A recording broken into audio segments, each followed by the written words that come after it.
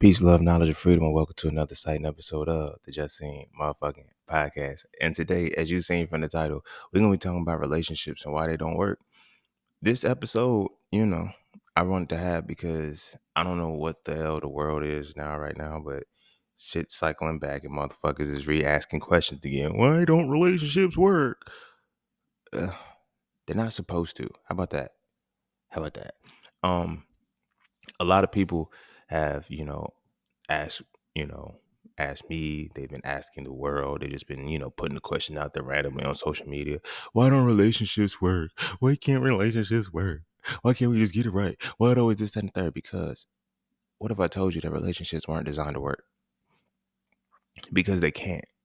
First off, we have to understand what a relationship is. A relationship is a ship in which we relate. Half of you motherfuckers, I ain't even gonna say half, over 75% of you motherfuckers don't even relate to the motherfucker you're in a relationship with.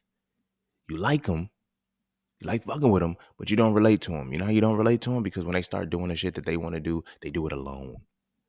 The shit that you're not into, they do it alone. You're not even into half of the other shit they into. You're into the aesthetic appeal, men and women. You're into the aesthetic appeal of what the other person offers and how well you can present and show off that other person to the world.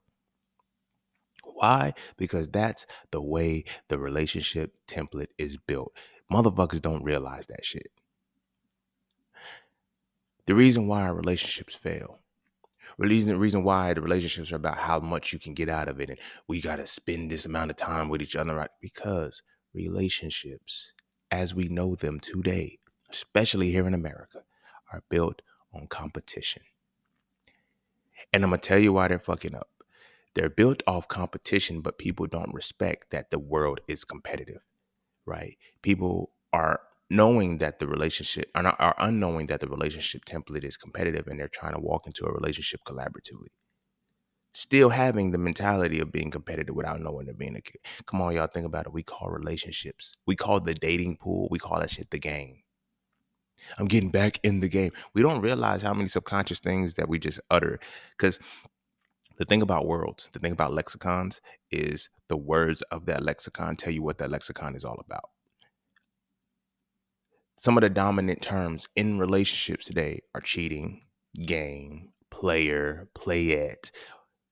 It's been a game the whole time. We just oblivious to the shit. I'm going to get in the game and not treat it like a game because it's not a game to me. I'm looking for love. No, look to play around. Women finally got hip to it. It fucked up the world. And I'm going to tell you why it fucked up the world, because then men could no longer play in peace.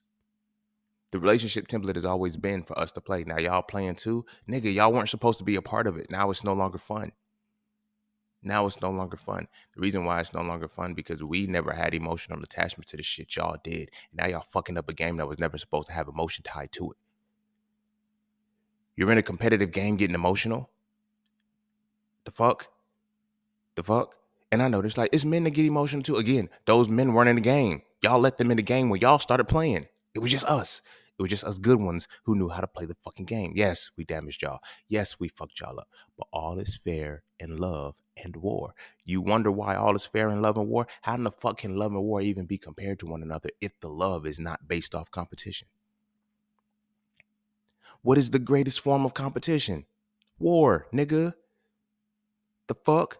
And what is if all is fair and love is war, why do we expect to extend to be loved for the rest of our lives by somebody, but not realize that war only leads with one winner? Only ends with one winner. Somebody's gonna die and somebody's gonna live in this situation. We never consider that. And we wonder why when we're in a relationship, somebody gets broken down to their fucking core and the other person is absolutely fine when they leave the situation. Because all is fair and love is war. Because we don't even believe that what we're actually involving ourselves with is a competition for love. And it's not even love for real. It's a competition for lust. That's why the shit changes so much. And this is why the shit don't motherfucking work. Because it's a game and motherfuckers don't realize it's a game and they're not playing it as a game. You see what I'm saying? Because we're built in a relationship template, or the structure of relationships is built solely off of the competition of the world. You feel me? This is why men want bad bitches, because it's I gotta go compete with the world for my woman. This is why women need that over 6 feet tall, strong man with a chiseled jawline because I need everybody else to see. It's all about competition. It's never about love. The lines get blurred when you love your competition. Motherfuckers start falling in love with the competition. No. They forget about the competition and fall in love with the competitor.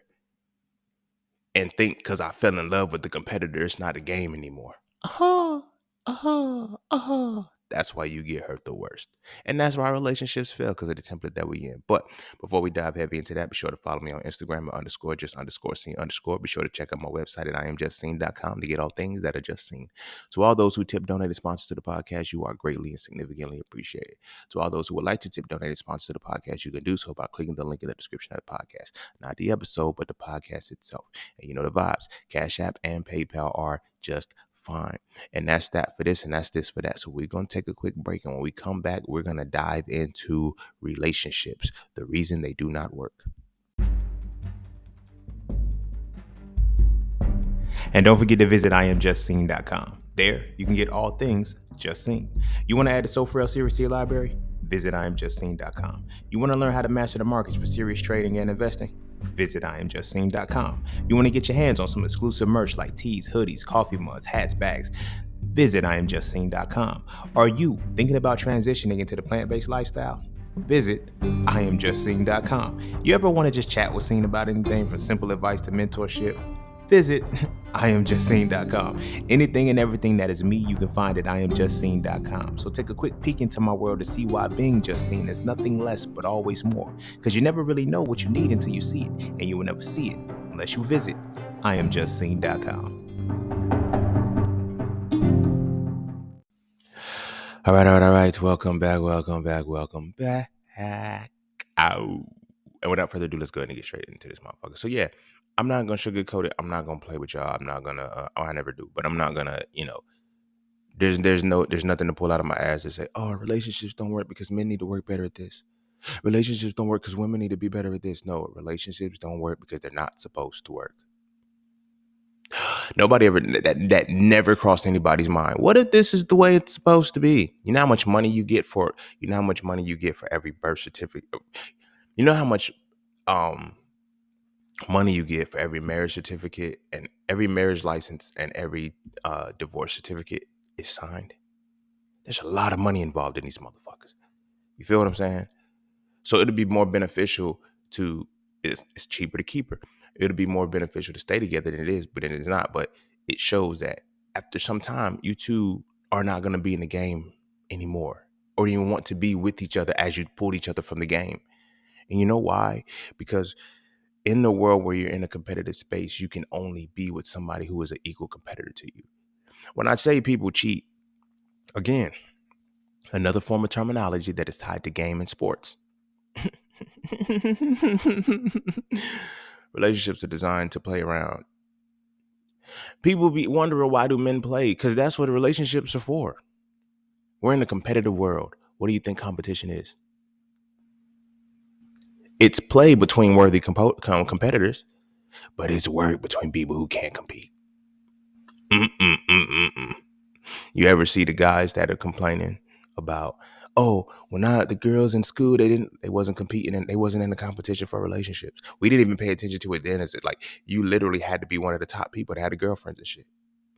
The girlfriends that everybody wanted. That's the biggest problem that we facing right now. Everybody wants a bad bitch. That's what the biggest issue is with all men. All men want a bad bitch, but all men can't get a bad bitch.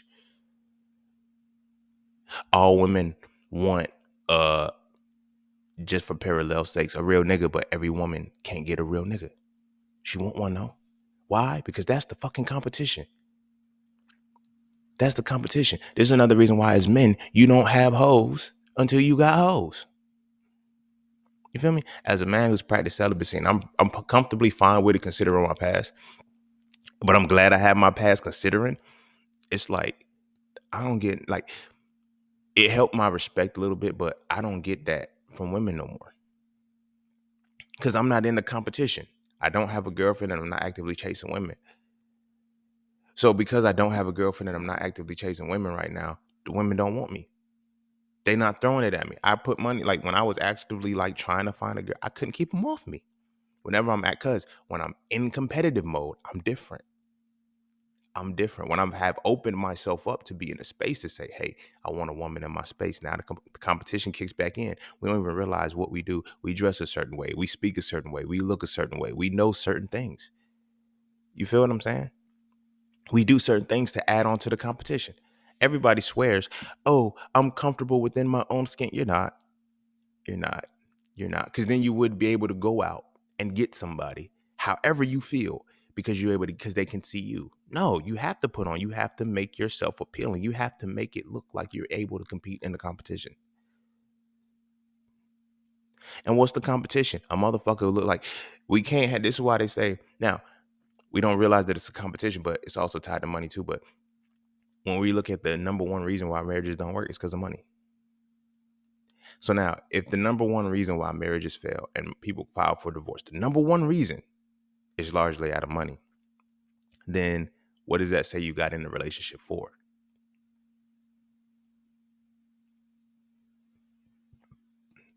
Like, you feel what I'm saying? I don't get it. People act like some, oh, I'm not in it, I'm in it for love. I'm in it for you don't get out of it for love. I get out of it for the love of myself. And you take everything that you contributed to the competition with. You see what I'm saying? Because now it hits reality different. Because now what you're doing is you're succumbing to things that you shouldn't be succumbing to. Because you have to approach it from a competitive perspective. This is why when women actually agree with this, y'all don't realize how competitive it is when women actually agree with men. Because the man could be right about what the fuck he's talking about. Women who don't agree will say, she's a pick me. I always say it. Motherfuckers laugh at me.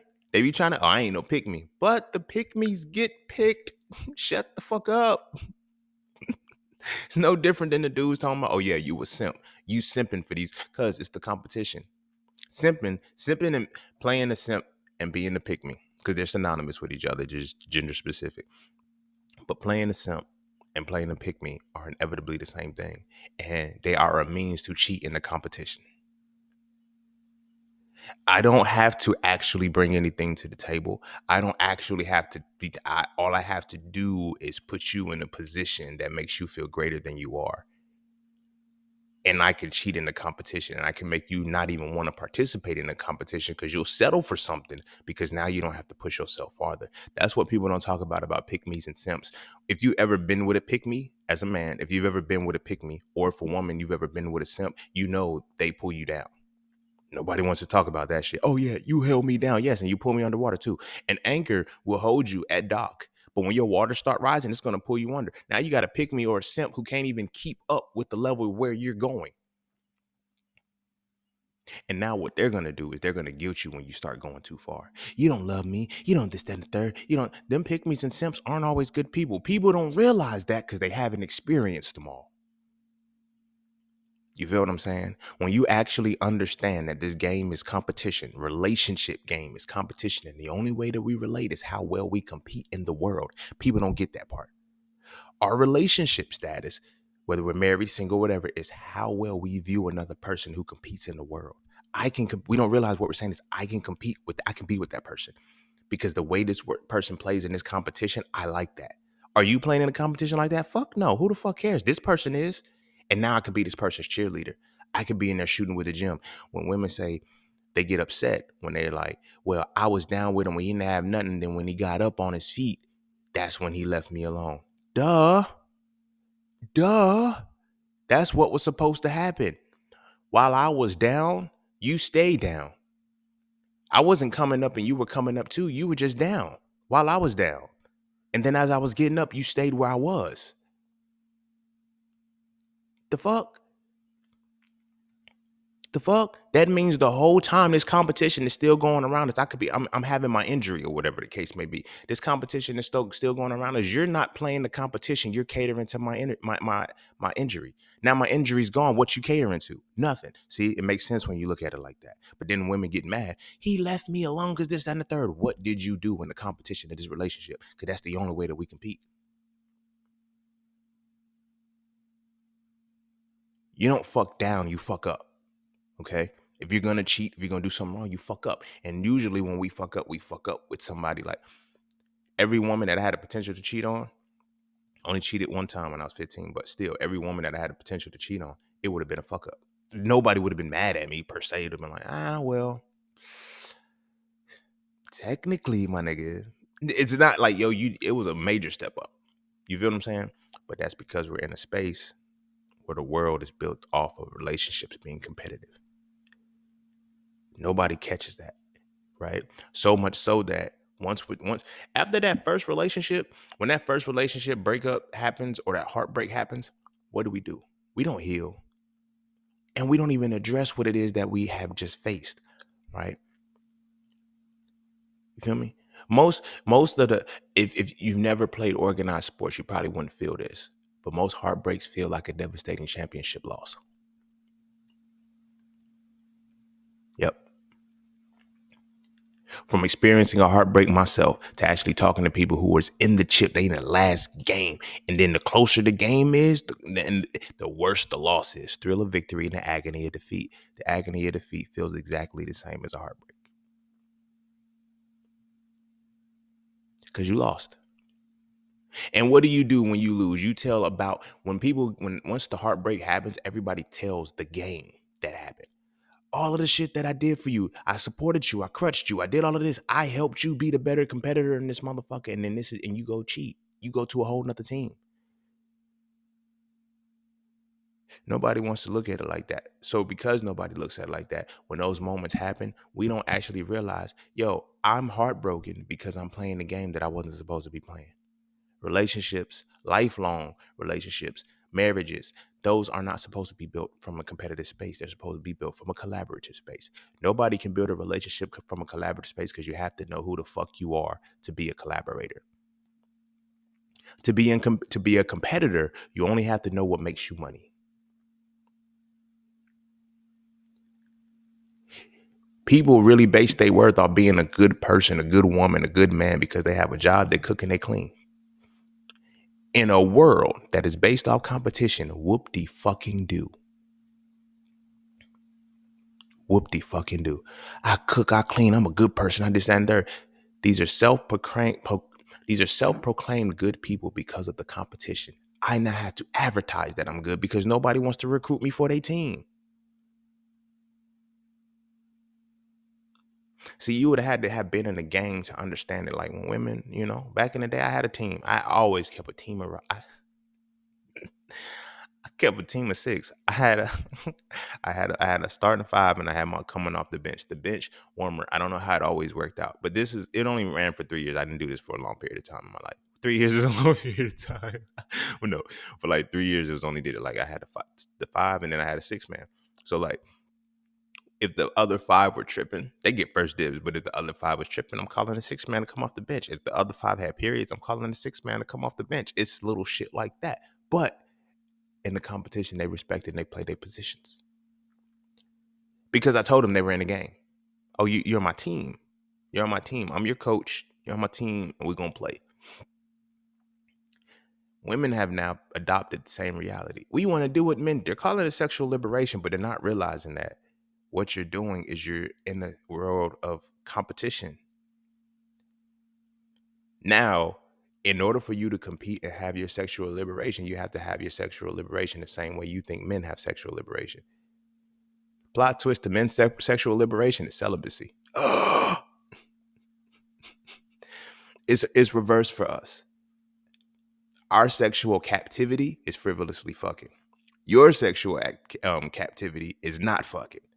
Men's sexual liberation is not fucking. Women's sexual liberation is fucking. This is why if you're coming into your space as a woman and you're, oh, I'm embracing my sexuality, and you only get niggas that don't want to fuck you, it's why. Because this is how the universe works. It gives you your balance. In your sexual liberation, the very motherfucker that you want to fuck the most, you can't fuck. And you're not fucking. And you don't know why. You're like, oh, he's just not attention. Like now you're trying to make every rationale in your mind of, oh, he may be gay, or he may have a girlfriend, or you're trying to make yourself not seem like a competitor anymore. Or you're trying to make the competition that you are is like, why can't he see my competition? You don't even realize that that's what you're saying. But it's like, yo, he doesn't see me. And I want to fuck him. Because it's opposites. The universe keeps things in balance. When you move to one extreme, that which you want is going to be the opposite extreme. It's not hard. It's not hard. You just have to observe how the world is set up. They set the world up this way. They say, hey, this is how relationships are going to be. This is why religion had to come in. This is why marriage is so tied to religion. Because it's like, yo, we have to create some kind of pact and some kind of system that says once this happens, you can't play the game no more.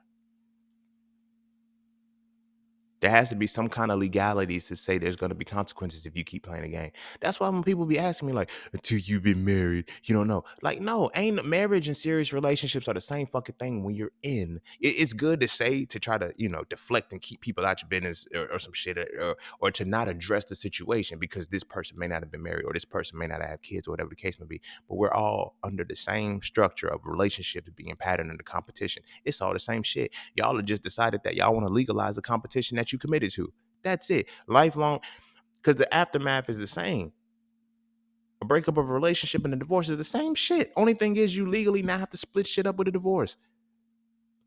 With the breakup, there's nobody to come in and say you have to give her this or she has to give you that and vice versa. That's the only difference.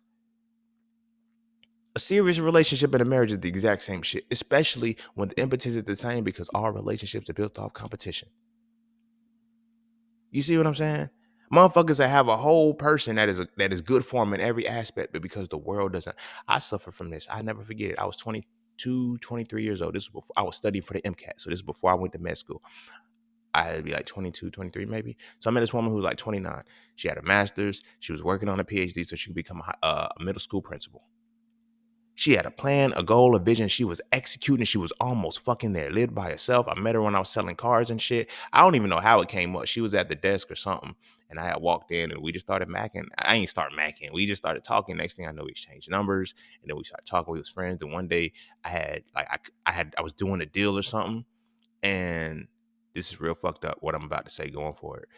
And it hurts my feelings knowing that I thought like this at one point in time. Cause whatever. But anywho, so one day I was running a deal and I was selling the car and the um the person was just taking too long and I didn't get to, go to my lunch break. She just so happened to be getting her car serviced there because the dealership was pretty big. So she bought her Toyota from there. So she's in there getting her shit serviced and like, man, no, she was around the corner. That's what it was. She was getting her stuff serviced and she was about to go. And I said, y'all ain't eat yet. She said, you want me to go get you something? And I was like, sure, here goes some money. And I slid her some money or whatever the case may be. She went, scooped me up some Burger King, exactly what I wanted, brought it to me. And I gave her money. Don't get me wrong, I gave her money. But then when she pulls at everybody like, damn, nigga, you got it like that, bro. You got her bringing you food, man. You just got her number last week and shit. I did just get her number last week, but it wasn't last week. I think it was still fresh when I got her number, but it was cool. So we vibing and shit. I mean, when I say vibing, it's vibing. I've never vibed, but this is the first time I experienced a collaborative relationship and didn't know what I was in. There was no friction. There was no fussing. There was no fighting. Everything that I was able to stay on the forefront. She embraced me as a musician. She listened to my music. Like we played games and shit. We were able to be collaborative. And I realized that we related outside of the competition of, oh, we going to be a power couple. Y'all don't believe that it's competition until y'all motherfucker have relationship goals and power couples, and it's always two motherfuckers that are good competitors with each other. You're not realizing that these two motherfuckers work because they're collaborators competing against competitors. They stopped competing a long time ago. That's why they work. But anywho, so me and her, we vibing and shit. I mean, we're not competitive. We're not competing. You feel what I'm saying? She was able to see, mind you, I was 22 or 23, so she had to be like 28, 29 at the time. That's a gap in time, but she saw me. I'm telling her about med school and shit like that. It's not no, well, I believe it when I see it. She says, oh, you already doing the MCAT. She already acknowledges the work I'm putting in. So it's not a future thing that I have to worry about like most men do. When you're approaching a woman saying, yeah, I'm doing this, that, and the third. Oh, but you ain't got it yet. You ain't got it yet. You're not even in the competition yet. We don't realize how fluid this shit really is. It's a lot of shit that we just say and we're like, oh, nigga, this is a whole competition. No wonder relationships don't work because you can't compete in what you're supposed to relate with. You feel me? So fast forward. We're talking for a decent amount of time. We watch a Super Bowl together. I know her favorite her favorite team. RG3 was a quarterback at the time. San Francisco was her team. You feel what I'm saying? Like, it's little shit like that that's like, damn, me and this person, I'm learning this person. It's not just no more, it's not it was how it was when it's just like, I'm here, this person's cute, and I really started to experience what it was to collaborate with a human. And it changed my perspective of relationships a little bit, but it showed me what relationships were. So in it, when I'm talking to her, I'm not even thinking about my ex. I'm not thinking about my ex. I'm not thinking about what my ex did to me. It's not no rebound shit. It's not no, yeah, my ex. I don't have any trigger moments and shit because I'm not realizing that I'm not competing. But again, she was attracted to me, but she wasn't. She was attractive to me, but she wasn't as attractive as they viewed somebody like me was supposed to have. Mind you, I'm undergrad. I'm going into med school. I'm pacing to be a doctor, forensic pathologist, and everything. I don't know. Everybody had an image of what a woman was supposed to look like for me. You know what I'm saying? Oh, no, she ain't cute enough for you. She ain't this, that, she ain't smart enough for you. She ain't this, that. How the fuck y'all know what I want? What's for me? And it's like, when you buy into that, when you really buy into that, you start treating life like that. You start cutting people off unnecessarily because of whatever, which is the reason for this point that I'm making. So me and this person, we vibing. I mean, vibing. One of my friends told me that she wasn't cute and she wasn't somebody I should be fucking with. I ghosted her. I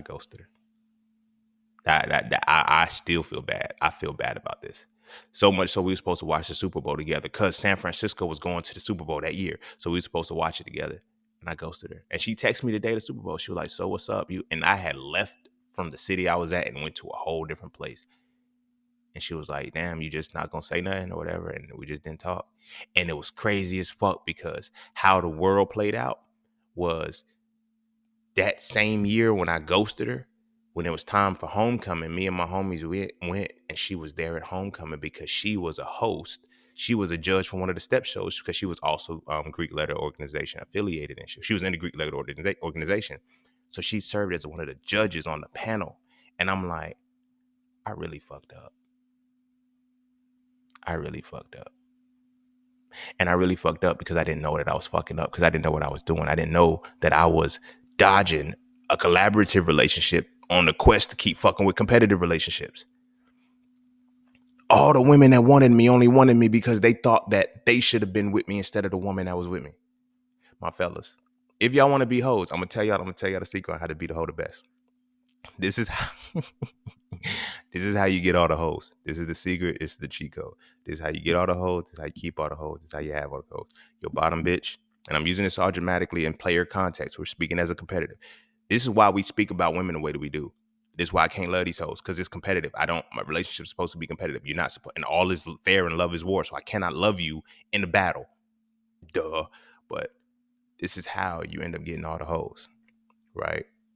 Let the main woman that you be seen with be like a 6 or a 7. She's cute, but she's not a dime. Put money on it. Your pussy rate goes through the roof. And I'm going to tell you why. Because we're in a competitive state. Women are automatic. What that bitch got that I ain't got? Why the fuck he fucking with her? You know how much pussy I got simply because I can do you better than your girl. Mary J and fucking Little Kim got a whole song that says, I can love you better than she can. Look at the male R&B template. No male R. Look at, if you listen to the predominant R&B music and shit, right? Most of it is never actually hollering at or getting a number from a woman who's single. It's either a woman who's already fucking. It's a woman who's already damaged or she's already fucking with a man. Think about the shit. The fuck? I can love you better than he can. You feel me? I ain't a hater or nothing, but he can't love you like I do. How the fuck you know, nigga? She's in love with him now. You feel me? For you, it's a whole hypothetical thing. I can put money on my competition of love is better than his competition in love. He can love you better. Nigga, how? And you know what? You know that we're so wired into a competition, people will feed into it and say, you know what? I think I'm going to go for it and try it. I never forget it. When the girlfriend that I was with in undergrad, when she cheated on me, when she told me what the situation was and shit, it was the dude told her some shit. He was like, yo, he'll pay for her to go to her master's degree program or whatever. My thing was this: if you want to go. We'll take out whatever loans we need to go. We'll pay that shit later. That was my thing. You feel me? But again, add this to the competition. Now, his thing was, he said, yo, how much is it going to, he told her, he said, how much is it going to take you to go get your match? She said, 50,000. He said, all right, boom, I'll trap it up. Mind you, the nigga was selling weed. Okay. I never told that part, but you feel me? The nigga was selling weed at the time. And he told her two family, suburban, gated community ass that I'm selling weed. He said, I'll sell weed, I'll trap it, and I get you 50,000 this year. I looked at her and she said, yeah, I want to see if he can do it.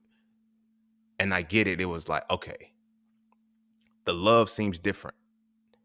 You're viewing the competition as you're dealing with one man who says, "Oh no, take out the loans, I help you pay it back later," versus the man who's saying, "I'm willing to risk my freedom to get you somewhere." I can see how that make your pussy wet. I'm willing to risk my freedom to get you to a certain point. I'm not. Do your thing, do your thing, baby girl. But at the same time, it was the competition. In this moment, I could not. There was no way I could have made $50,000 that year as a college student and shit. Like, you know what I'm saying? To give, like, no, to give to her. And I'm not even paying attention to that. In her mind, the competition was already like, she felt like she was losing with me until she cheats. And then now she's in an abusive relationship. And now it's just like, I can't grow. And now it's that and the third. And it's like, damn, see, that's the thing. Everybody say, this is why there's that phrase about it's greener on the other side. It's not greener on the other side or some shit. Like, niggas, the grass is greener on the other side. Or it's not always green on the other side. Whatever, fuck the grass. Because I like to look at it's good where you water it at. I focus on the water, not the actual grass being green. But people see that and don't realize what it's going to take. Because we're in a competitive state now. We're in a competitive state for relationships. And we're in a society that is lazy, ignorant. You're in a world that teaches you to compete against everything, even down to relationships. However, you are programmed and you are wired into a world of convenience. How do you compete with convenience? Real competitors don't like convenient shit at all. They don't like the easy way out. So now it gets to a point where it's like, well, damn, no wonder men be fucking women and leave them alone. Because this is competition. This was too easy. I didn't have to fight for it. We be wanting lifelong relationships in a competitive world. Now women think, oh, if I put 90 days on it. No. The competition is, can I get the pussy from you? I don't care if it's 90 days or not. You feel me? You allowing me to stay means that you're the better competitor. I don't think to draft you. Niggas get mad. You'll look at a sports team. This person could be the face of the team for X amount of years and shit. And then suddenly they're not playing at that caliber no more and they trade them off. We understand that.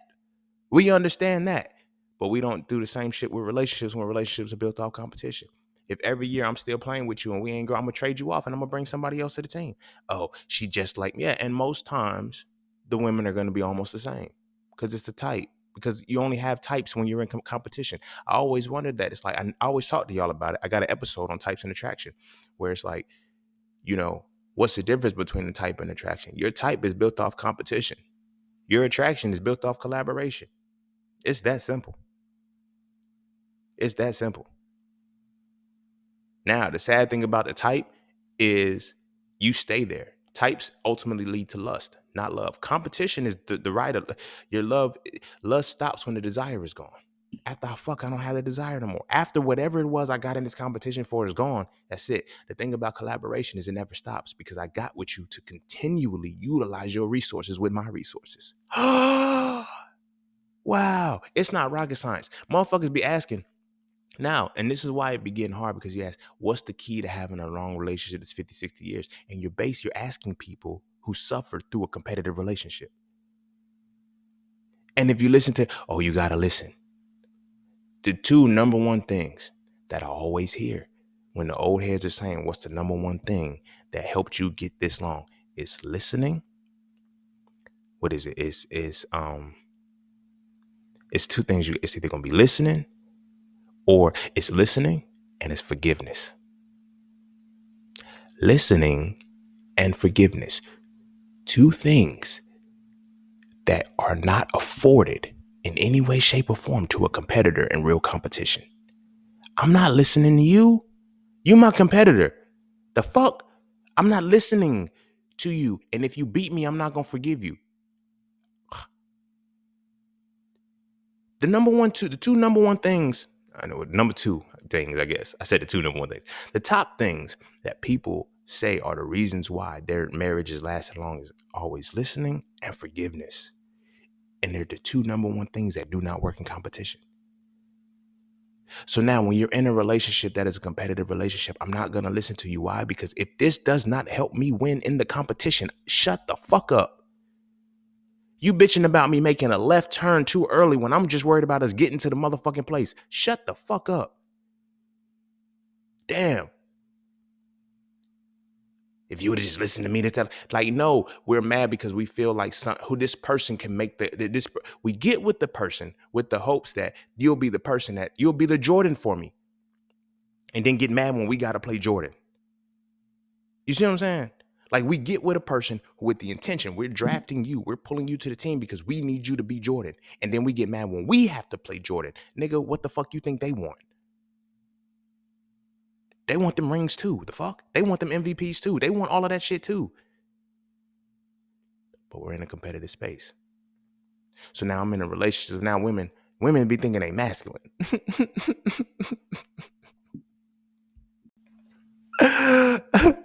Women really be thinking they masculine. Oh, I'm too masculine. I'm tired of walking in my masculine. I want to walk in my feminine. It's my soft gay area. Y'all still missing the whole point. You're competitors. Damn it. It don't matter if you're masculine, soft area. It don't matter. You came into the workforce. You decided to fight for feminism. You decided to come into the competition. Shut the fuck up. This is what the competition is. This is what the fucking competition is. Now you got to play it, and now you mad that you ain't playing. And it's backfiring for you. And you had the point where you had to embrace sexuality now, because it's like, oh, this is the only way I can compete. This is the only way you can compete with these niggas freely. That's it. And now men is like, I can't find no wives and shit because all of y'all are trying to compete. The competition between men and women, that now you see where misogyny comes from. But anyway, that competition only comes in because it has to. This competition been there since they started religions. Like, that's why they had to make religions, because you got think about the Abrahamic religions and how they structured the world. They took the free woman out. They took the woman that you're supposed to collaborate with out. This is why you have to get the submissive woman, because I need a woman who's not gonna. If I'm gonna be Jordan, she has to be Tony Kukoc. She can't even be my Pippen. You could be good, nigga. You on the Bulls, but nigga, you not even gonna be like. I ain't gonna say Tony Kukoc is trash because they drafted him for overseas. He was a beast. But what I'm saying is, when you think Jordan next off the rip, you think Pippen. You don't think Kukoc next. That's the point that I'm making, right? Nobody wants to even play Kukoc because nobody actually wants to be on a team for real. They want to be Jordan. They simultaneously want to be Jordan. They want their other person to be Jordan, but they don't want to do the Jordan work. They want the other person to do all of the Jordan's work, right? So now the world becomes competitive like that. So now you have these women who are, and it's really all, you can put any euphemism as you want to. The feminist movement was, I want to do what men do. It started off, anything you can do, I can do better. You feel me? And again, it's from people who can't compete. Think about it. You're getting the most insight about competition from motherfuckers who can't compete. Case in point, I seen this post of a motherfucker who is, I don't think they can fight their way out of a paper bag, but they literally said that women can compete against men in sports. All right, cool. They can compete against men in sports, but can they win? That's the question. That's what competition is all about. It's the winning part. When you can't win, you have to adjust the game to win. You have to cheat. So when they say women can compete with men, no, they can't. A woman who's actually a competitor and plays at the highest level, Serena Williams says, I cannot beat a man who's at my caliber. You know why? Because because the competition is different, right? We know that. Yet women come into this relationship competition shit like, I can do what men do. No, you can't. No, you can't. No, you can't. You know why? Because we started the game.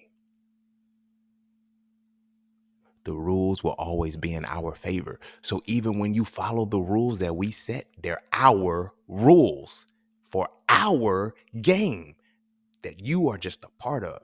You're not the creator of this game. The fuck? We are. And we created the game. And the game, like I said, was created by the mediocre men who couldn't do anything. Because these three Abrahamic religions, The gate. I didn't realize what the purpose of the religion was.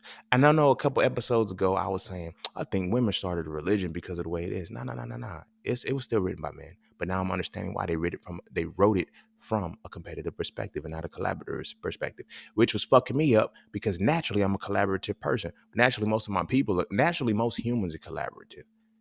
You have to be mentally wired to be competitive because if the first rule of nature is self-preservation, yes, for the human, that's where the competition comes in as the individual. But as a species, collaboration has to come in if we're going to survive. We naturally will collaborate with each other to survive. But there comes a part of ego where motherfuckers need credit, and that's where you have to define the competition. You feel what I'm saying? Credit and credit among credit among collaboration leads to competition. Because now, when you were never that good of a contribution to it, you feel me, motherfuckers is gonna start speaking a certain way, right? So, excuse me. So now we leverage that and we look at it from, okay, we're in this competitive world and we're continually being forced into this competitive world. And when did the origins come in? When I say the religion side, this is what I mean by that. I know it seemed like I would jump because I was trying to grab my thought back. When we look at the religion side, all the Abrahamic religions, what do? They show you that, okay, these women have to be, they handicapped the game so that every man can compete. Because look, there was a time when women were only fit for kings. Religion literally created the world in which everybody had a chance to get a woman. That's what the whole submission thing was about. It's the cage. You feel me? That's why you took Lilith out of the entire picture, because the transition from Lilith to Eve was a very impactful ritual. They describe the ritual for you in that's why I should do an episode on this, but this is why you got to understand religion from mythology, ritual, and allegory. The mythology will tell you that, Adam went to sleep, Eve came from the rib. If you even study the Lilith mythology, Adam wanted Lilith first, but Lilith would not submit to Adam. She wouldn't be, on the bottom she wouldn't be on the bottom, which is missionary sex. Why? That's important. She wouldn't be on the bottom of Adam, which means that Adam could not perform missionary sex on her. And that's the reason why she got banished as the queen of the mothers or whatever the case may be. Why? Because it's competitive. Now I can't. You know what I mean? Like, it's competitive rather than collaborative. So now you see the delineation. The ritual is to separate the free woman, the Lilith type of energy, and move it with the submissive energy, which is Eve. Right? But what did that say about Adam? Adam, as a man, could not control or could not tame or could not bring peace to chaotic energy. Peace is the control of the chaos, not the absence of it. You see what I'm saying? Adam could not control the peace. You see what I'm saying? So he's like, I can't deal with her. Give me a woman who's not peaceful. Give me a woman who's not chaotic. And give me Eve, which now is a submissive woman, right? So now, when we look at how the competition plays out, not every man has the potential to get a woman. If you take religion out, the competition is gone. There's no competition, because now with the religion, you also have to create the racial barriers. You have to create certain things to say, okay, you can't fuck with this type of person. Literally, in the fucking Bible, in the religious text, all of these books are against Africa. People pay attention. They look at Egypt or whatever the case may be. How is God and Allah getting mad when their followers or their servants or whatever are marrying African women? Aaron, Miriam, and Moses, their siblings. Was it Moses? Aaron. Yeah, Aaron, Miriam, and Moses, they're siblings, right? When Moses married the Ethiopian woman, Ephraim, I think that's what her name was, the Ethiopian woman, they said Aaron shitted on him, and God shitted on him. It was like, yo, you can't marry no Ethiopian. It made me wonder. I was like, why can't you marry an Ethiopian? Now, as we know it now, we think Ethiopia is a country. No, at a time, the entire continent of Africa was called Ethiopia because it was actually spelled Aethopia, because it was coming from Ethiopia. Because their word ether used to start with the letter Aether, but the ethers were of the black. So now when you look at the land, the entire African land, because it went from Alkebaland to Ethiopia, then Ethiopia became a continent, Egypt and all that shit. They started fractioning and shit down because the entire continent was called Ethiopia. And we know that ethers is, the darkness, the dark matter. Why is that important? Because from the jump, African people, we never had the borders, which means that we never competed with each other. We never separated each other from each other. We had collaborative energies between each other. They created the borders, which means they created the competitions or whatever the case may be. And all this shit starts with the Abrahamic religions. So as a man, why would it be important now when we know the council on Nicaea are the motherfuckers who put the Bible together? The Bible came first, whatever, but and everything is patterned off of, the adjustments of those. But, for the canonized part. So if we look at how these motherfuckers put that shit together, who put it together? The Romans. What were the Romans? Now you got to look at the Romans and all these, they're the recessive stock of genetics. Why would I not want people to, why would I not want to create a competition and make sure the competition is going to work in my favor? Because now when we look at the recessive genetics, now that's when survival of the fittest comes in. Now you're looking in real time right now why so many women, especially Caucasian women, Asian women, whatever, all of these women are gravitating towards black men. Black men, you have a very, very, very important obligation right now, because in this time, they have finally accepted that we need to collaborate in this world, and the competition is stopped, but you're still lost in the competition.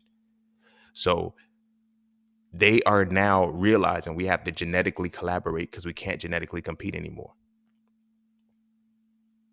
You see what I'm saying? We have to genetically collaborate. And now they know that that's what has to happen. So they're trying to break certain barriers, but certain barriers are already in place. So, like I said, the religion originally was started by men who could not compete in the game. So they had to make a codified standard that made the competition equal. Everybody's handicapped because of the religion that you believe in. So now it's like a man that finds a good woman finds a good thing. He has to pursue the woman. Now, the sole idea that I have to pursue the woman, right? And here's where it gets fucked up, because now in the competitive world, right, I have to pursue the woman, but the woman gets to choose. Competition is now it's fucked up, because I thought if I had a good job, if I had this, that, and the third, I was supposed to get it. So now when I don't get it, I got to cuss her out because you're supposed to give it to me. The competition says that if I'm doing this part, this what, again, when mediocre motherfuckers write the competition, competitors don't got a problem with it. Us who was winning at this shit, you feel me? That's why so many motherfuckers, when you think about it, I'm gonna keep it 100 with you, and this is crazy. Motherfuckers who won the competition most in their life, who had the girls, who had all this shit, they don't go to church. They're not in religions. Think about it. The most heaviest devout people were losers. I know. It's gonna suck. And I'm telling you because, this is experience. This is not just, you know what I mean? It's not just it wasn't until I got into religion, I got devout and got heavy into the religion, that I realized that I was losing the competition. And I started now I started throwing shots, oh, you like street dudes. Oh, you like this, that, and the third. That's why he gonna leave you alone, this, that, and the third. As a street dude, when I was a hood dude, when I was a hood nigga, when I was running with the gangsters and shit, I never uttered those words. I never uttered the words that that's why he gonna leave you alone. I never hated on another man because I never had to. Here, religious men too do it all the time. Women don't know how to choose right. Women don't know how to do this. Women don't know how to do this. Nah, they do. They do. They know how to choose who's going to win in the competition. You niggas will pray to God before you knock a motherfucker out for disrespecting your woman. They know that. They know that. They know that shit. People be thinking they like the bad. No, it's not that they like the bad boys, but bad boys win the competition the most. Good guys are losers. Simple. Now, good guys are losers, and then they become winners when, like I said, when they start following the religious practice. They still losers. They still suck. But at the same time, now they throw out, oh, look at the unsavory guy. You look at the hood dude. He's this, that, and the third. Hey, the hood dude's exciting and he wins. We were winners, bro. We were fucking winners. I didn't realize it until, you feel me? You realize you in that raw, untapped state, and you can, you know what I'm saying? When you are still that's when you a king, bro. That's when you a king. That's when you a god, not a human, not a mortal man. And it is different when you win a competition. You can't compete with, you have to believe in a god. You have to believe in a god when you cannot deify yourself. Deification is the highest conceptualization of the mind, because that's all a god is. It's the highest conceptualization of the mind. Y'all heard the Jehovah episode at the beginning of the season. That's the highest conceptualization of the mind. And when you cannot ascend yourself to the highest conceptualization of your mind, you have to believe in one. And now you have to shit on anybody who's done it. People be thinking that when you deified and shit, that you walk around with an aura and you supposedly wear white and shit. Nah, you've reached the highest pinnacle of your mind. You've gone through all levels: belief, knowledge, wisdom, and understanding. You've unlocked all your chakras, all 7 of your chakras, right? You have understood all 7 intelligences that you have. You have walked into a different proclivity of yourself, and you don't need the deity to give you. You don't need to believe in the deity anymore, because you understand the purpose the deity was supposed to be in your life. And now you embodied it and take it onto yourself. Motherfuckers who have to follow religion don't do that. Now, again, this isn't me shitting on those people in religion. This is me speaking as somebody who was in the religion and out of religion, like all of it, and seeing the full totality of what it really does to you.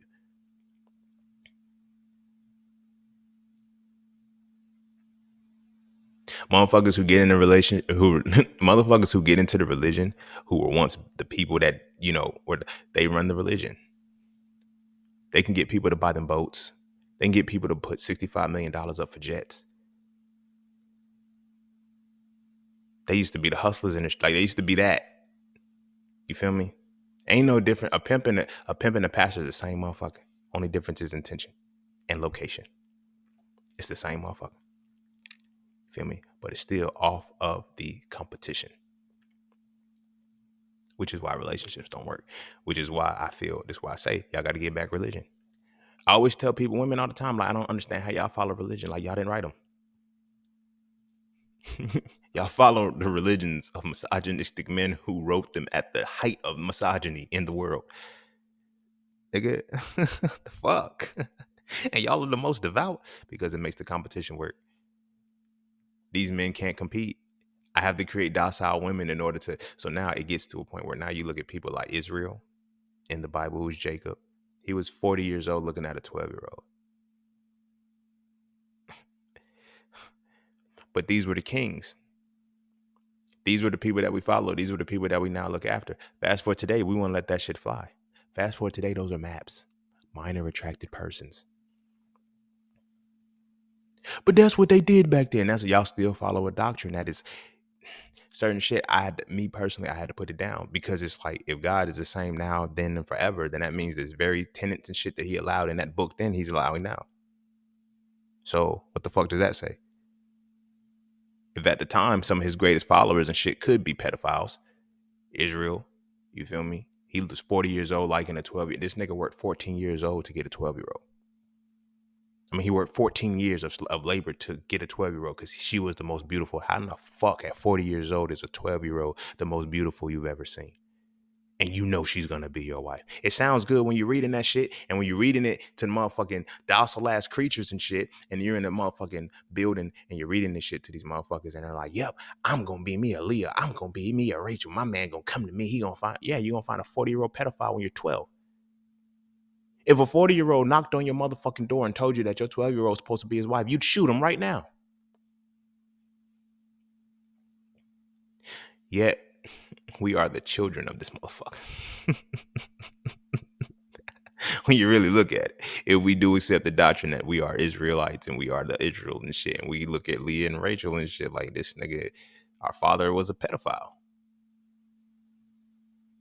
So much so that he worked the first 12 years. She was 19. The father was like, ain't shit I can do about this. Now look, this is how you know you're around all bitch made niggas.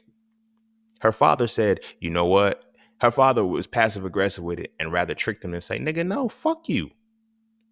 Because now it changes the whole dynamic either way. Because if you read the text, it says he said, when he sits by this well, this is how you know it's pedophilia. He said, when he sits by this well, the first woman that comes through is going to be the woman he takes as his wife. It sounds so romantic. Sounds so divinely orchestrated. Until you realize that at that time, they knew they knew the age of the girls who went in the fields to fetch the water. They were adolescent age girls between the ages of 11, 12, and 13. The only reason why I say she was 12 because I just averaged 11, 13 together. That's it. She could have been 11. It would be worse. She could be 13. Still bad, but not as bad because she's older. You feel me? But he knew to go sit by the well because he knew that 11 to 13-year-old girls, the adolescent girls, are the girls who go and fetch the water, and they go and fetch the water. So he knew it was gonna be one of these little kids. And now when he seen it, the first one that happened to come was Rachel. She was 12.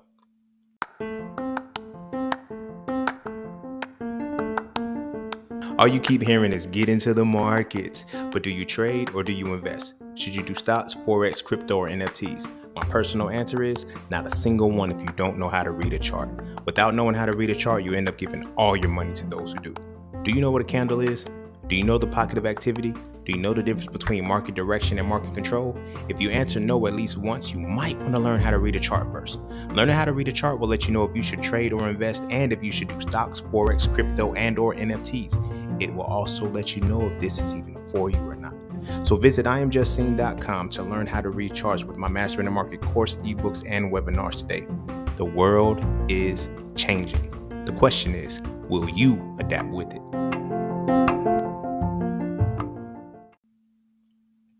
You mean to tell me this 40-year-old man that is divinely orchestrated, he's been set apart by the deity, can't just go get any excuse my French, he can't go get any bitch he want. Nigga, I'm God right hand man. Nigga, all I gotta do is pull up and say, I roll with God, right? Get on my team. I'm gonna go get with a baby, a little child instead.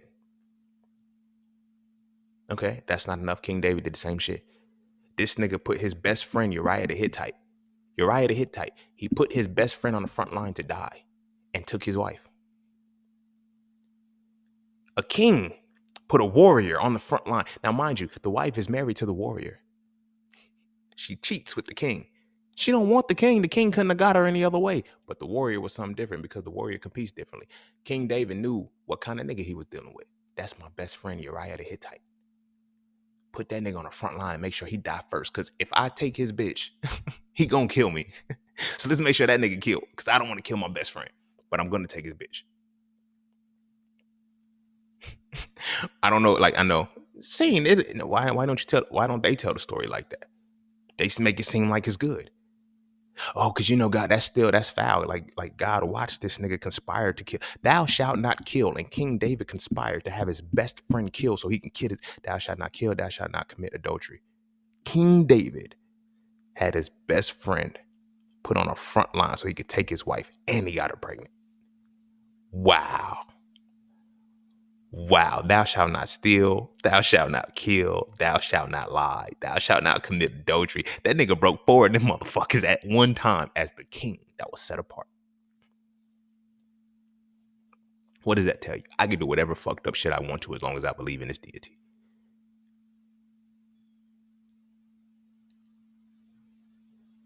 And because I'm a king and because the competition is different.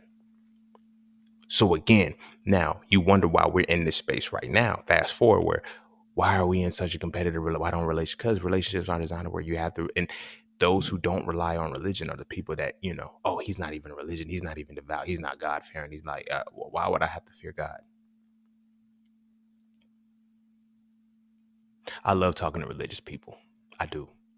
Especially the relationship ones. They be like, nah, I can't. I had a woman really tell me one time. She said, and it fucked her up because she couldn't backpedal from what she said. Y'all, I'm transparent with who I am because I love and I'm comfortable with who I am. I'm not figuring it out. I know exactly who I am. So when I talk about not fucking with religion, Shorty was like, she's telling me, oh, I can't fuck with no man who's not God fearing. Right. In the moment, she's trying to say, because I need a man who's gonna do this and third. I said, I thought God didn't give us the spirit of fear. Fucked her up because it shut her the fuck up. Because now she's looking like, damn. So then I asked her right after that, and I was like, how can you be God fearing if God didn't give you the spirit of fear? Well, no. He didn't give you the spirit to fear the world. He gave you the spirit. He fear him, but don't fear the world. I said, is God everywhere and in everything? Yes, what you saying? If God is everywhere and God is in everything, then naturally you have to fear everything and everywhere you go because you don't know if he's there or not. But he didn't give you the spirit of fear. He just gave you the invitation to fear him, but I'm everywhere. That was the end of that conversation. It just kind of drifted off and it was just like, well, whatever.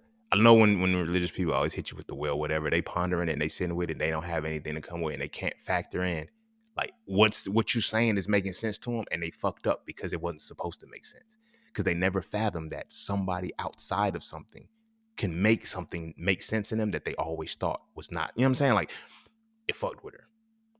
You know what I'm saying? She was like, wow. Ultimately started calling me a devil worshiper, whatever the case may be. I'm not. All I'm doing is telling you what's in your book that you obviously don't understand. So you need a God-fearing man, right? But you don't even know what it is to be a God-fearing man. You don't even know that God is not there. You need a God-fearing man, but God told you that you're not supposed to fear anything. But somehow a human convinced you to fear the highest conceptualization of your mind. And you don't even know what this conceptualization is. So now back to tying this into the relationship. It's because those men that did that knew that they couldn't compete. Now you realize why you have people that why do people, when you look at the people who are calling themselves the chosen people, go back into Africoid spirituality.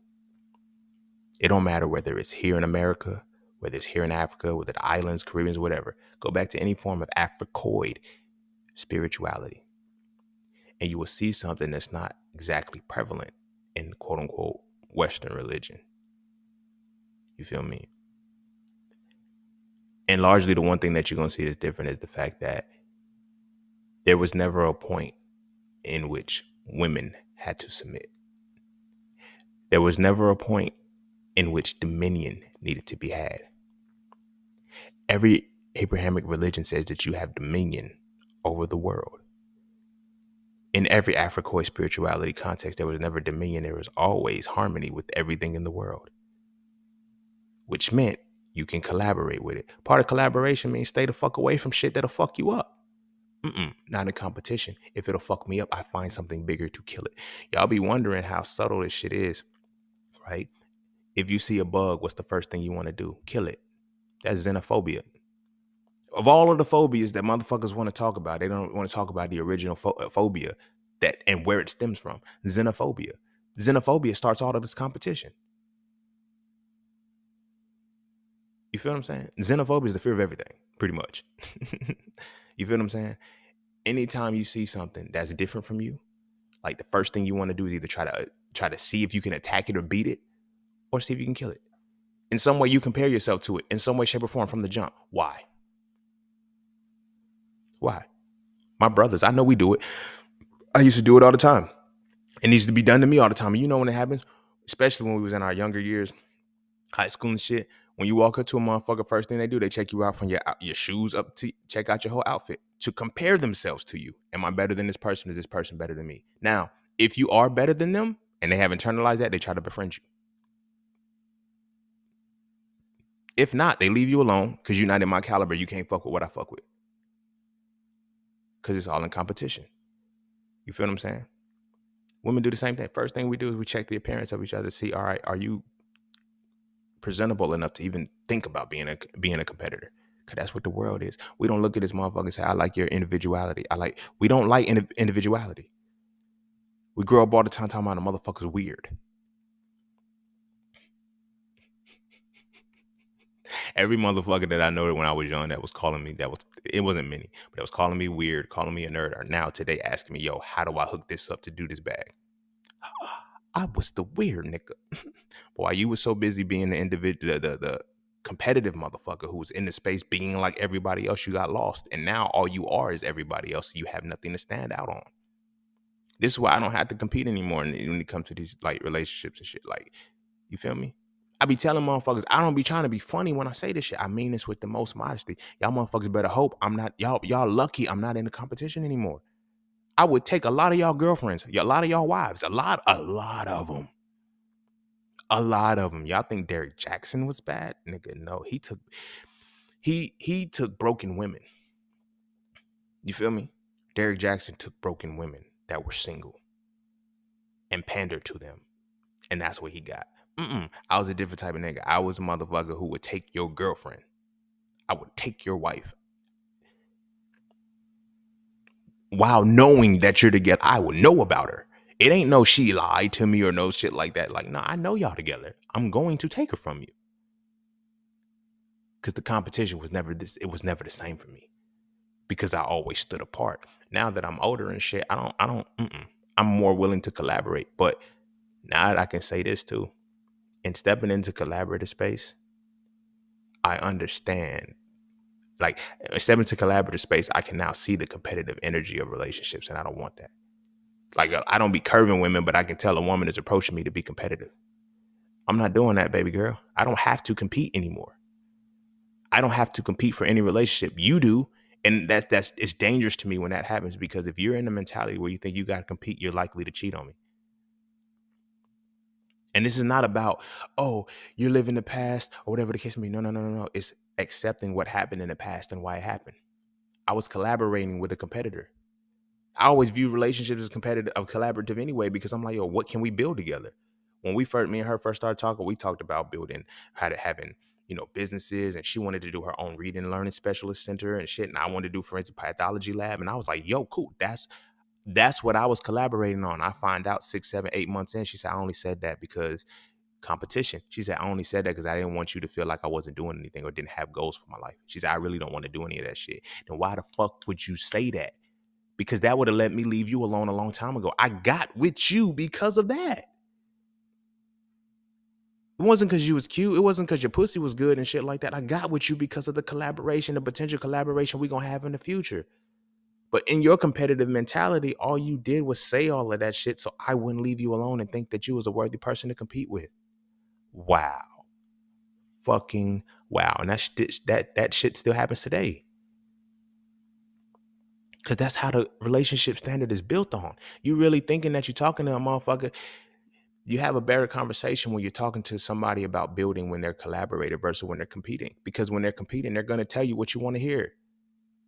You feel what I'm saying? They're not going to tell you where you fit in their life. They're going to tell you what you want to hear to stay there.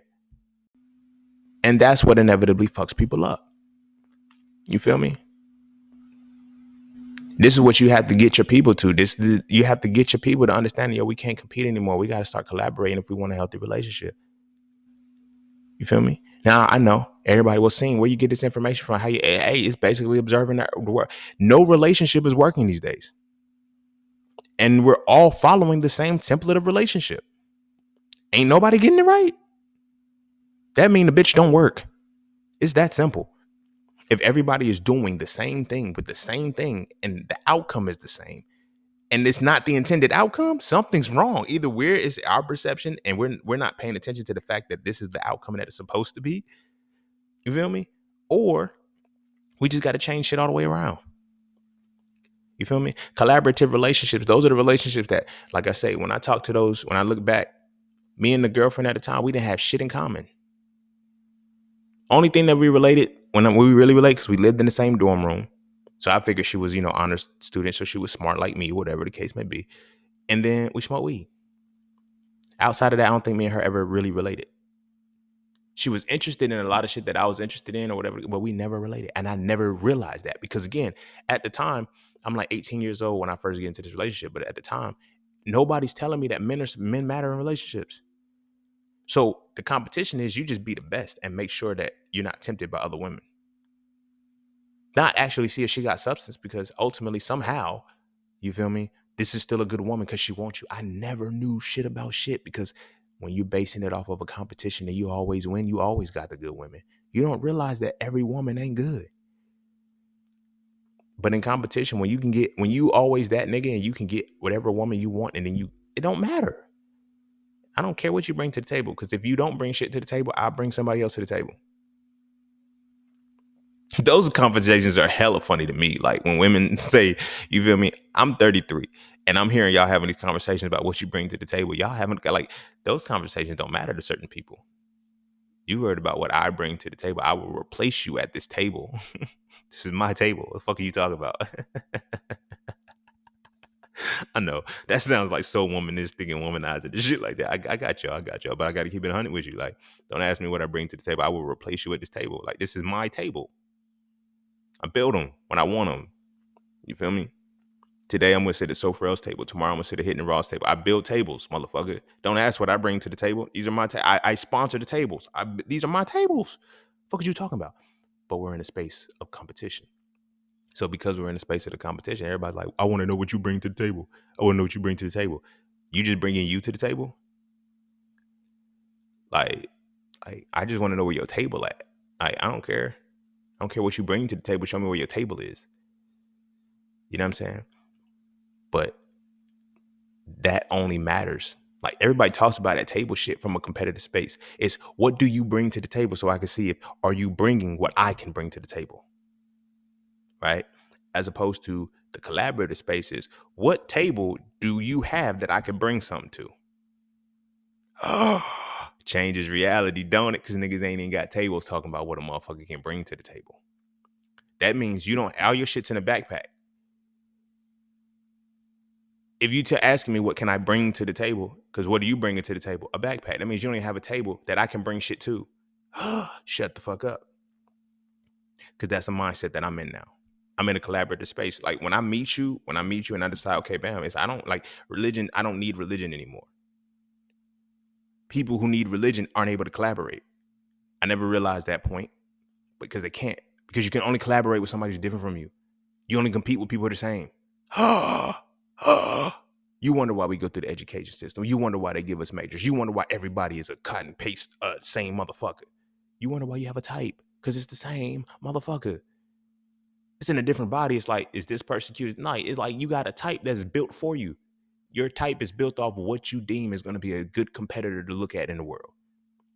And are you going to be a competitor for 50 years? You might meet somebody who's in a peak in the first 3 years and shit. You might meet somebody who ain't even glowed up yet, and you miss it, and you're going to miss it down the line because you're basing it all off of competition, not collaboration.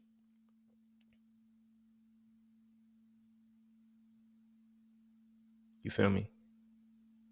You're basing it off of competition and not collaboration. And this is one of the reasons why, especially in the Black community, why the relationships don't work. But this is also why, and we don't realize it on the real, why Black men have to date outside, and why Black men and women both have to date outside to find comfort. And when they in those relationships, suddenly it's different. You feel me? Suddenly it's different. Black men, I've heard they say, yeah, women of other races, they're not as loud, they're not as mean, they're not as this, that, and as third. And I'm like, are they not? Or have they switched the scope of how you guys are approaching this relationship? As a Black man, I've never dated interracially. I tried it once when I was 15. I fucked a white girl once when I was 15. Two different white girls, but I tried it. I at least tried. You feel me? In a sense, and to understand this concept of what I'm saying. But I've noticed that the reason why we can now change position, because we're not competing anymore. We no longer have to compete in interracial relationships. We don't. It's nothing to compete for. No funny shit. But in their mind, regardless of what they do, how racist they are, how fucked up they are, in their mind, they view us as the top. They view us as the supreme genetics. They view us this way. So for us, we don't have to compete, which means that we now can take the competitive hat off.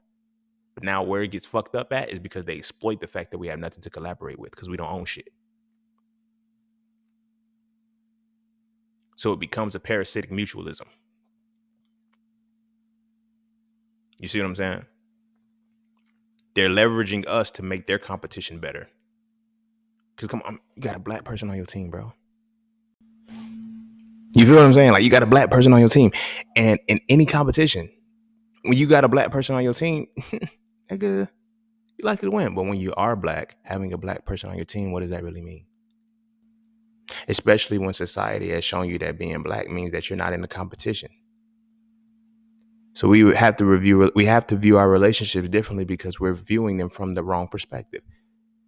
We're viewing them from the internalized space that they like. We view them from the internalized space of we're at the bottom of the barrel in the competition of the world because we understand that we don't own shit. We understand we get paid less. We understand all of these different things, right? From their perspective, they're like, yo, we can't compete with them in the longevity of life. So let's infuse that. Let's try to merge in that. And so now when those two competitions now come together, we are more willing to collaborate because now we don't have to compete. On an unconscious level, we are more in tune with knowing that we don't have to compete with this person. You see what I'm saying? But within our own relationships, we have to compete with each other. And now when you look at what happened, they took the man out of the home and shit like that. Who's really in competition? These the same motherfuckers. The same motherfuckers got to compete with each other because they can't collaborate. Now, in the collaborative space, like what does it mean to collaborate? You have to be able to you have to have something within yourself.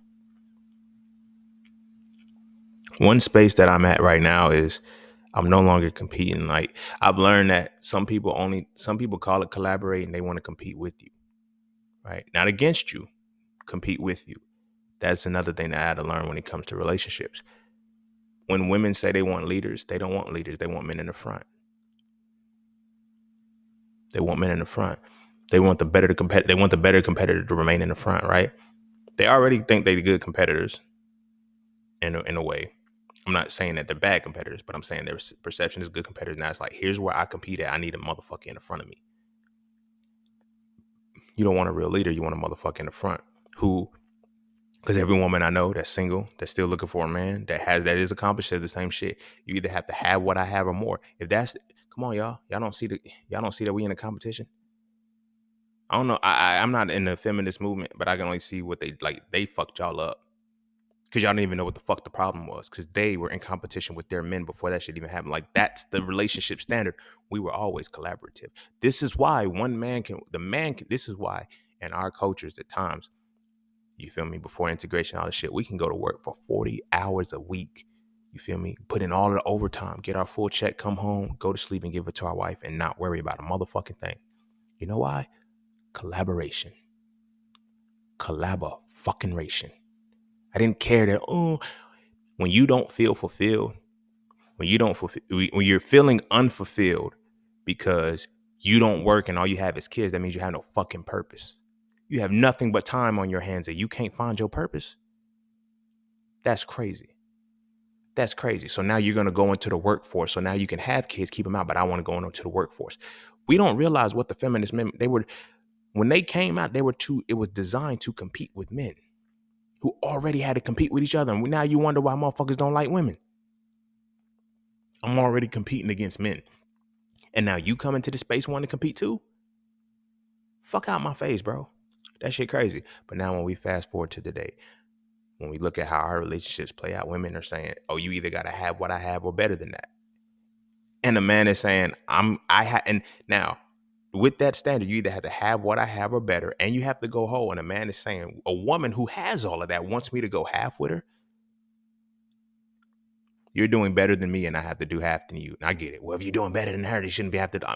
I'm relying on what y'all saying, because that same man can lead you. He could potentially lead you better, but because, quote unquote, he's not the better competitor in your eyes, because now that shows volumes. That man have to either have what you have or supersede it.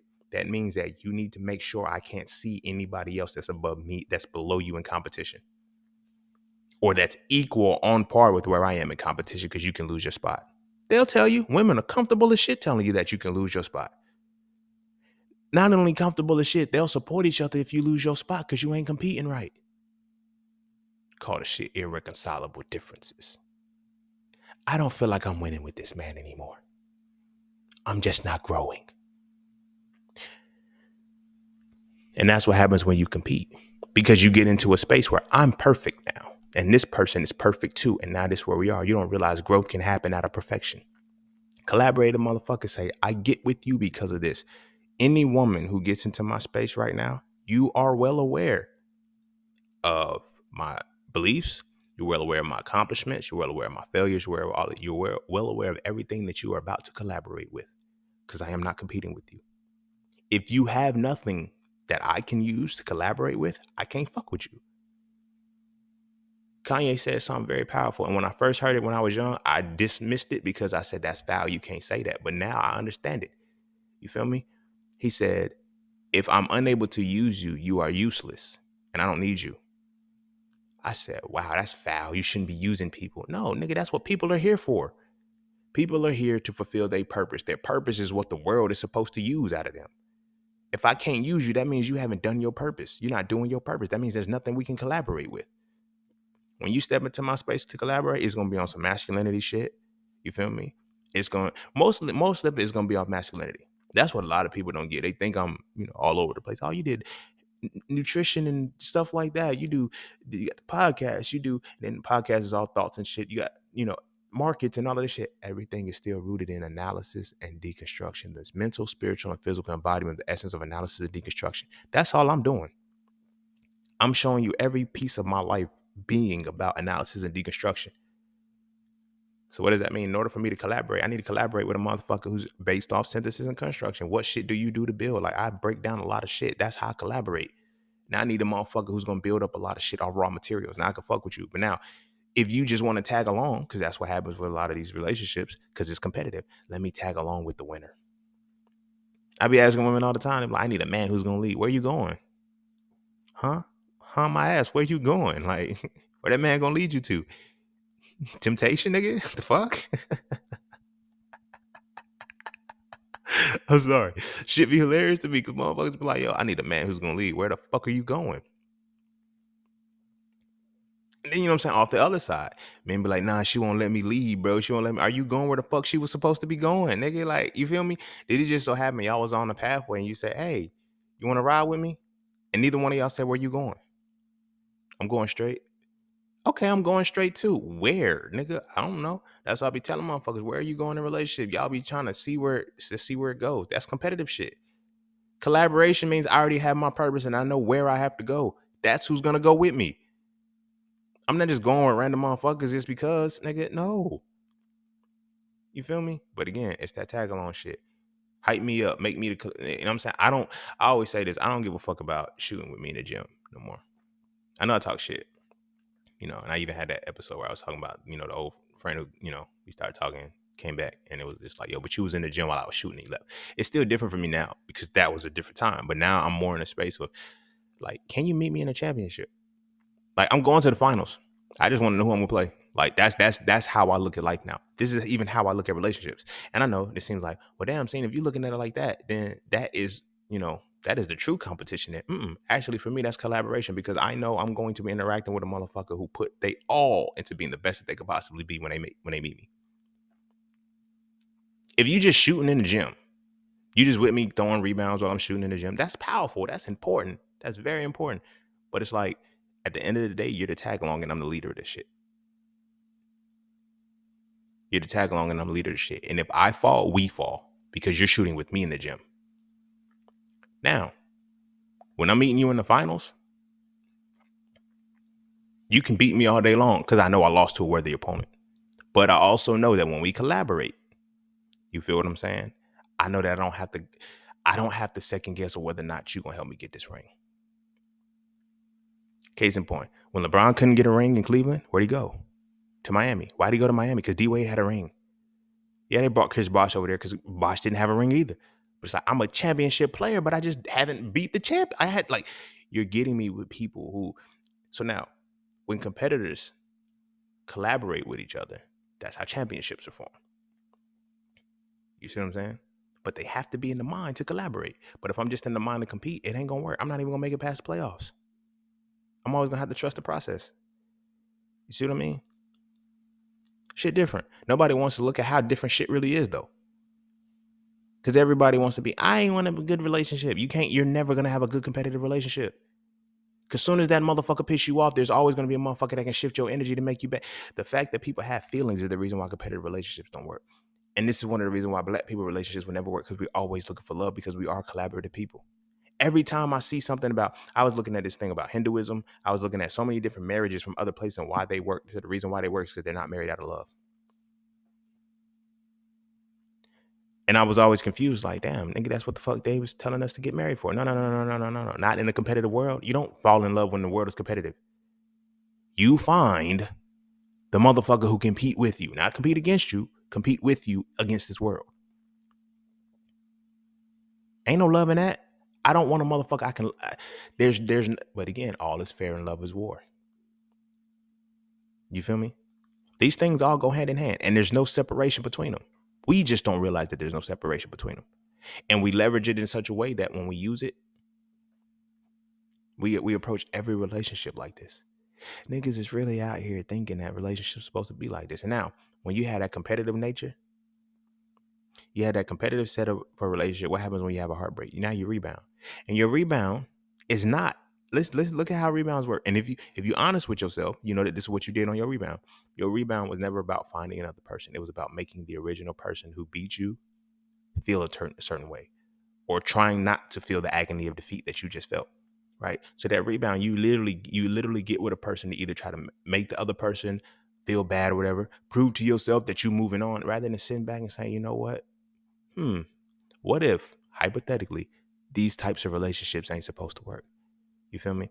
It took me, like, when I had to sit back and realize something like, you don't realize you're in a cycle until there's not an algorithm, there's a glitch in the system, right?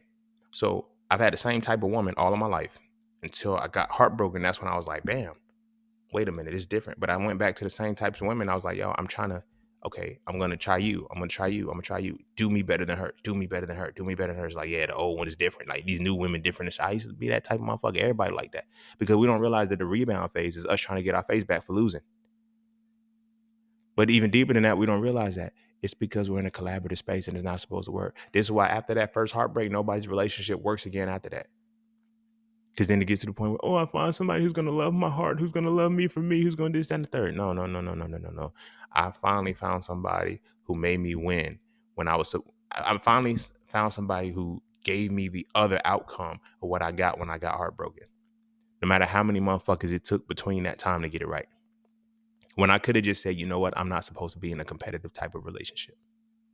I have to be in a collaborative type of relationship. And being in a collaborative type of relationship helps me look at the reality differently. It's different. It's different for real. When I realized, when I was having my whole runs and shit, like I was running into the same motherfucker. I'm gonna get it right with this one though. I'm gonna get it right with this one though. I'm gonna get it right with this one though. No, you're not. You're not. Because what you're doing doesn't work positively. It's not supposed to work positively. You feel what I'm saying? It's not supposed to work positively. Now, when you are that dude who is the big competitor, this is something that you got to worry about too. Now you have to worry about the insecurity of women. You feel what I'm saying? That's the other side of it that women don't even want to accept. Like, I want the man who's going to do it. And then when you get the man, now, what about this bitch? Why this bitch looking at you? Who that? Why you this, that, and third? Why you so scared? Like, oh, you think you're not going to be able to compete. uh, I get you now. Sometimes you can't secure that shit. You feel me? I had to learn the hard way that you couldn't secure that shit. I had a woman who was so insecure that it's like I literally had to go to only wearing t-shirts and jogging pants because she didn't want no woman looking at me or whatever. I didn't realize how dangerous that was. You wanted to play with Jordan. Again, I'm hyping myself up. It is what it is. You wanted to play with Jordan, but then got mad when Jordan was Jordan. No, you can't be Jordan. I know that you really play for championships, but I don't want you to play for championships. I don't want you to do none of that shit. I don't want you. No, instead of, oh, be my Pippen. I'm not going to be Pippen. I want you to not even, I don't want to play basketball anymore.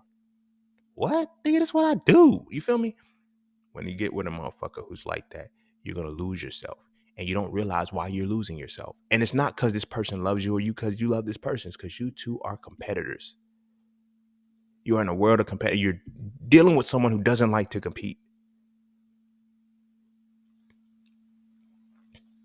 Tying this in a little bit to the religious side of it, most religious people don't like to compete. They're cowards.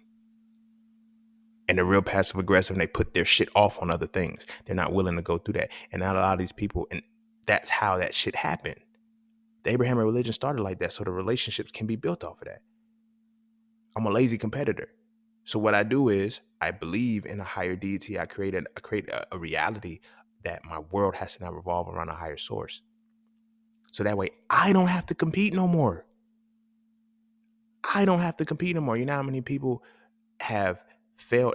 You know how many people have refused to push through certain things in life solely because they say God didn't ordain it or God ain't like, no, nigga, like the gift of life is all God was supposed to give you. God, Allah, Jehovah, Krishna, Buddha, Jesus, whatever. You can read whatever context you want about how you're supposed to receive his will or whatever the case may be. The will, the thought, the gift, the instructions, all of that shit was given to you the moment you came out the womb. It's on you to figure it out. It don't come, you're not going to have to pray. You're not going to have, it's already in you. All you have to do is be. It's like nothing that you have to try to do. But now when you're in this competitive world, you now have to silence yourself. You have to silence yourself in order to compete. You feel me? You either get out of the game when you're too good or you cheat when you're not good enough.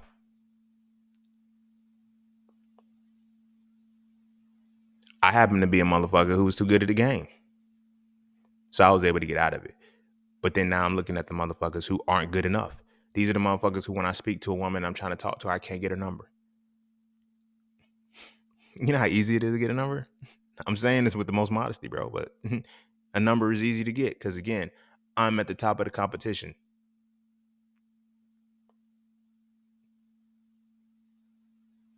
I'm saying this and I'm being dramatic, but I'm being real. I'm tall. I'm black. I got a beard. You feel me? I'm an entrepreneur. You feel me? I got multiple. It's like, I, I'm not fair. I'm the height of the competition. So now it's going to cause envy amongst men, but it's going to cause lust amongst the women, because I'm at that competition. So now it's like, when you are that, what do? You feel me? You got to fall back and you got to step into the space of collaboration. I can easily come back and pop up on social media and be that dude and run the fucking numbers up and shit and exploit like everybody else is doing. I just don't want to do that. And I'm not going to do that. I don't have to. Because again, I'm not in the space of competition no more. I'm only in a space of collaboration with anything. But as long as you're in a space of competition, like when those exes that come back and everything's like, why does somebody want to spin the block again? Like, you was there with the person. Why do you want to come back now? You want to come back now because you see, damn, this motherfucker is the competitor. Like, shit. You feel me? I knew I had to stop fucking with you back then because I knew I wasn't going to win with you right then. I wasn't ready to compete the way I needed to compete. But now you at that competition level. I'm back. Hey, no, you wasn't with me shooting in the gym. And if you wasn't with me shooting in the gym, why you stop shooting in the gym? You feel me? Now you come back and you didn't even grow. I don't want to compete with you no more. You feel me? I don't want to compete with you no more. And now that's one of the sad parts about it, because when people don't collaborate, if you actually valued life a lot more and you walked into a space of collaboration rather than competition, you actually spend more time finding your purpose. But now you have to figure out, where do I fit the best? You feel me? Not where can I play the best? Because now when you are walking into a space of competition, you now have to fit the competition that you in. I got to dress a certain way. I got to look a certain way. I got to act a certain way. I got to be a certain way. You feel me? We looking at women like it's mental health issues. This shit, why they getting BBLs? Competition. Y'all don't think women compete with each other the way men compete with each other? If the BBL shit wasn't obvious, the whole makeup aisle should have been. Women compete too, and it's competing. We're all competing for relationships and relationship status. We're all competing for this shit. I don't know why motherfuckers act like they don't know that shit. You feel what I'm saying? It's crazy. It's crazy because now when you look at the competition, now I'm taking it back, the competition between genetics. They're almost the correlation is almost indirect. If you look at the competition that we have in relationships and then the competition between genetics, it's like, it is. I can see that. You feel me? Now you have to create these disparities in wealth and status and all of this shit in order to make it equal with the actual genetics. Think about it. Who sits at the top of the totem pole financially, you know what I'm saying, land wise and all this other shit, and who sits at the top of the totem pole genetically? And I can put money on it. They're in direct opposition to each other. Recessive genetics sits at the top of the totem pole financially in the world, and the dominant genetics sits at the bottom. But if you flip it genetically, dominant genetics sits at the top, whereas recessive genetics. You see what I'm saying? The entire reality is a competition. It's always been. And now when it translates to relationships, it doesn't stop being a competition. This is why every time you turn around, you have to find somebody who has status. But you're not finding somebody who's collaborative with you. Motherfuckers look at Jay-Z and Beyonce and call them a power couple. But they don't realize that Jay-Z and Beyonce have found a trick code. They're not competing with each other. They're collaborating with each other. During the competition mentality is how Jay-Z ended up cheating on her. Because, I mean, when you really think about it, at the time when Jay-Z cheated on Beyonce, Beyonce wasn't Beyonce. Y'all know what the fuck I mean when I say that. Let's not act like Beyonce is here now. She's up there. I'm not shitting on her, taking away from it. But Beyonce's propulsion came when she separated from Destiny's Child and started fucking with Jay-Z. Let's keep it a bean. Now, I get it. Well, she probably would have already done it, everything. True indeed. And vice versa. Jay-Z probably would have become whatever he would have come. But we don't know that because the two of them collaborated together and they collaborated well. We so busy worried about the power couple and the money that they're making and shit like that. We're not realizing that these two motherfuckers are collaborating. That's why they're not missing. Their purposes are aligned, and they have aligned those purposes to say, can I still fulfill my purpose without missing a step? And you fulfill your purpose without missing a step, and they work together. Uh-huh. Uh-huh. So much so that now we can do collab albums if we wanted to. You feel me? I could feature on your shit. You could feature on my shit. We're gonna bring our kids in. We can put our kids on songs and shit. Blue already a multi-platinum artist. If I'm not mistaken, she's gonna be diamond by the time she can actually she's in if she even wants to. You feel me? She's one of Beyonce's dancers. You feel what I'm saying? She's on the payroll as one of Beyonce's dancers to have a clean amount of money when you see what I'm saying? They're doing all this stuff because they're collaborating. The business makes sense to them. Everything makes sense to them. They're like, well, why did they fight? Why did they cheat? I just told you why. There was a point of a collaborative reality. At the time, you feel me? J was still J, B was still B. If Crazy in Love, what they did with Crazy in Love was solidify their collaboration. And from their collaboration, they both propelled to new heights. So that's what I was saying. I was speaking it in the term of how collaboration works. And I was like, well, Jay wouldn't have been. I'm sticking on that. Jay wouldn't have been Beyonce without B. B wouldn't be him without be her without Jay, because they work together. See, we're so busy focused on the competition of I want a boss. This person got to be a boss. No, you have to be a person with purpose and then come together with another person with purpose and make sure you two purposes work together. The sad part about the competition reality is that it's also rooted in mentality. Opposites attract. They literally gave us a competitive world, told us to be competitive in relationships, but then start off the relationships opposites attracting. Now imagine me competing a motherfucker who's completely opposite in purpose to me. Your purpose in life is your purpose into life because you are my opposite is to neutralize mine. We be thinking motherfuckers is evil or bad. No, the universe is balanced. And I'm in a competitive world. And because I'm in a competitive world, that now my relationship has to be competitive. So now I have to compare what I do to you.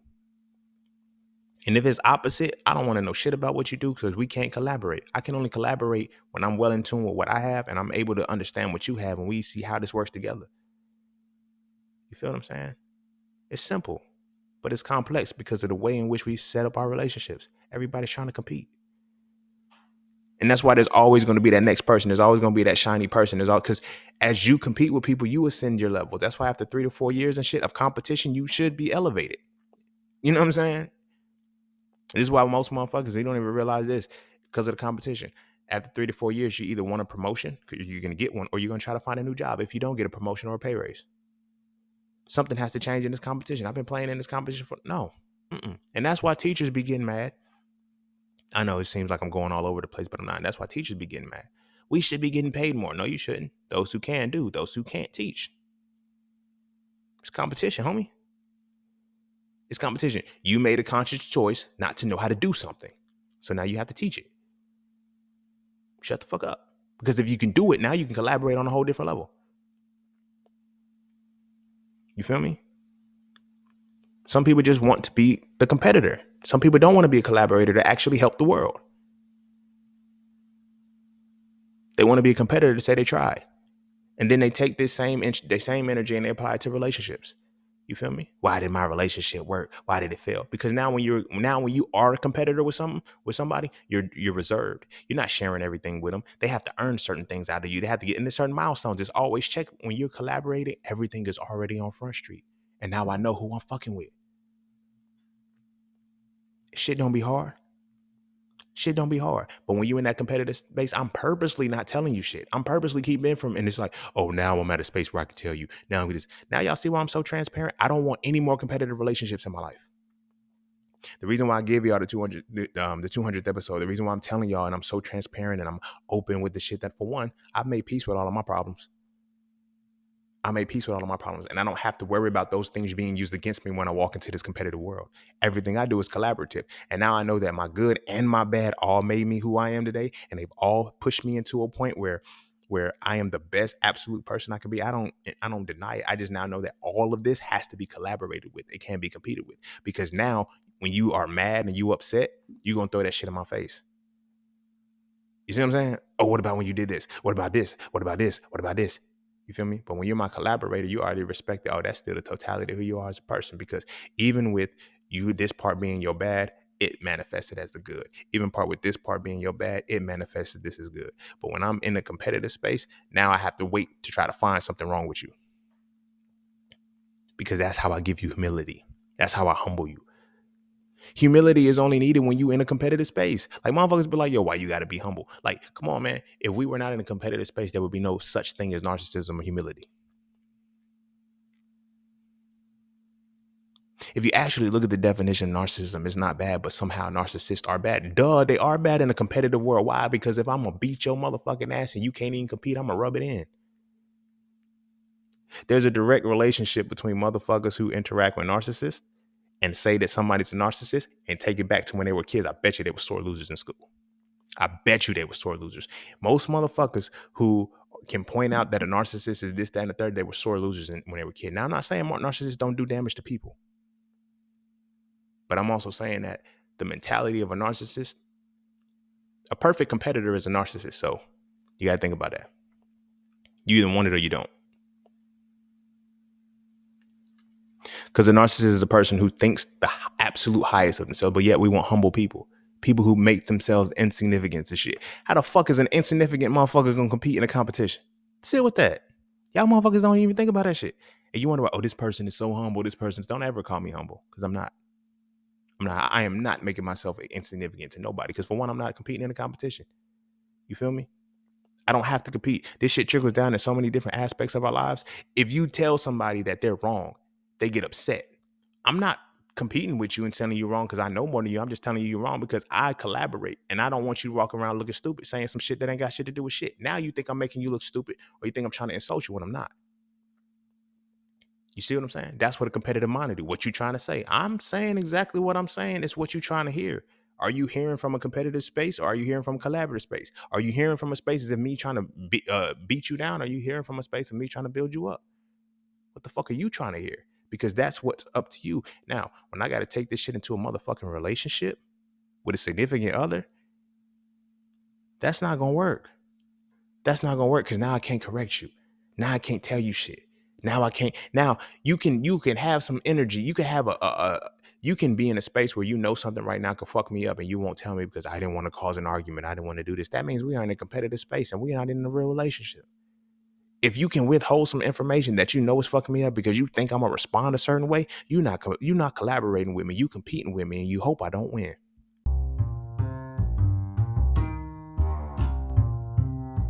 And don't forget to check out Cafe Clothing, formerly Just Scenes merch. Get all of your intricate designs crafted specifically for the melanated being to develop a positive imagery within self and to have a little bit of fun in the process. From the peace, love, knowledge, and freedom to the dead horses and water designs, all of the styles are crafted for the imagery to make you feel as you're supposed to feel.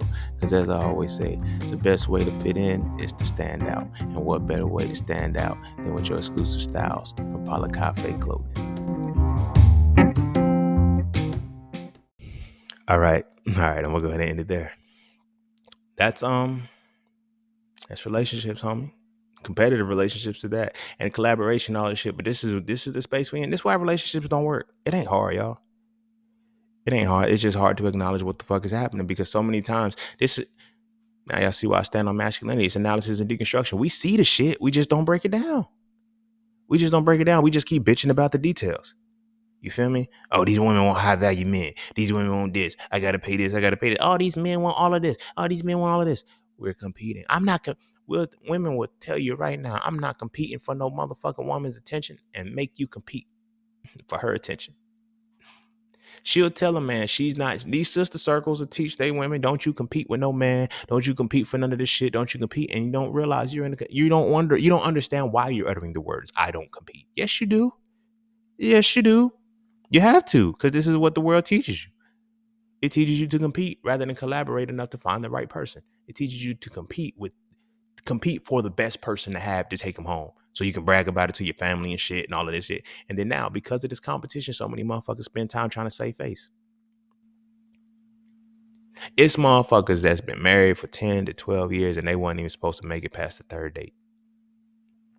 And they can't figure out why all the life is in turmoil.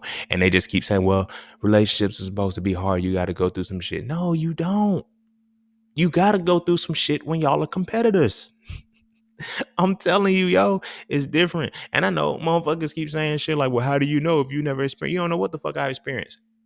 You feel me? For one. But for two, if all I'm experiencing fails and I know that the same templates that these motherfuckers are competing, shit don't work. Shit don't work. You never realize why men need to be with younger women? Helps with the competition. Come on, y'all. The shit be right fucking there. Like, you feel what I'm saying? Like, as a motherfucker who's fuck with older women, as a motherfucker who's fuck with women my age, you feel what I'm saying? It's when you look at what these women are, when you can fuck with women older than you, women that are your age too, you know what I'm saying? Without it being awkward, it's because y'all are collaborators. You need her to submit in the competitive world because now you can't call me on my shit. Now, when respect is to men, what love is to men, women, and where the boys got to be respected first. Like I don't get none of my respect until respect starts off the impetus of the competition. I'm not respected until I at least have a job or some shit in my 20s. You feel me?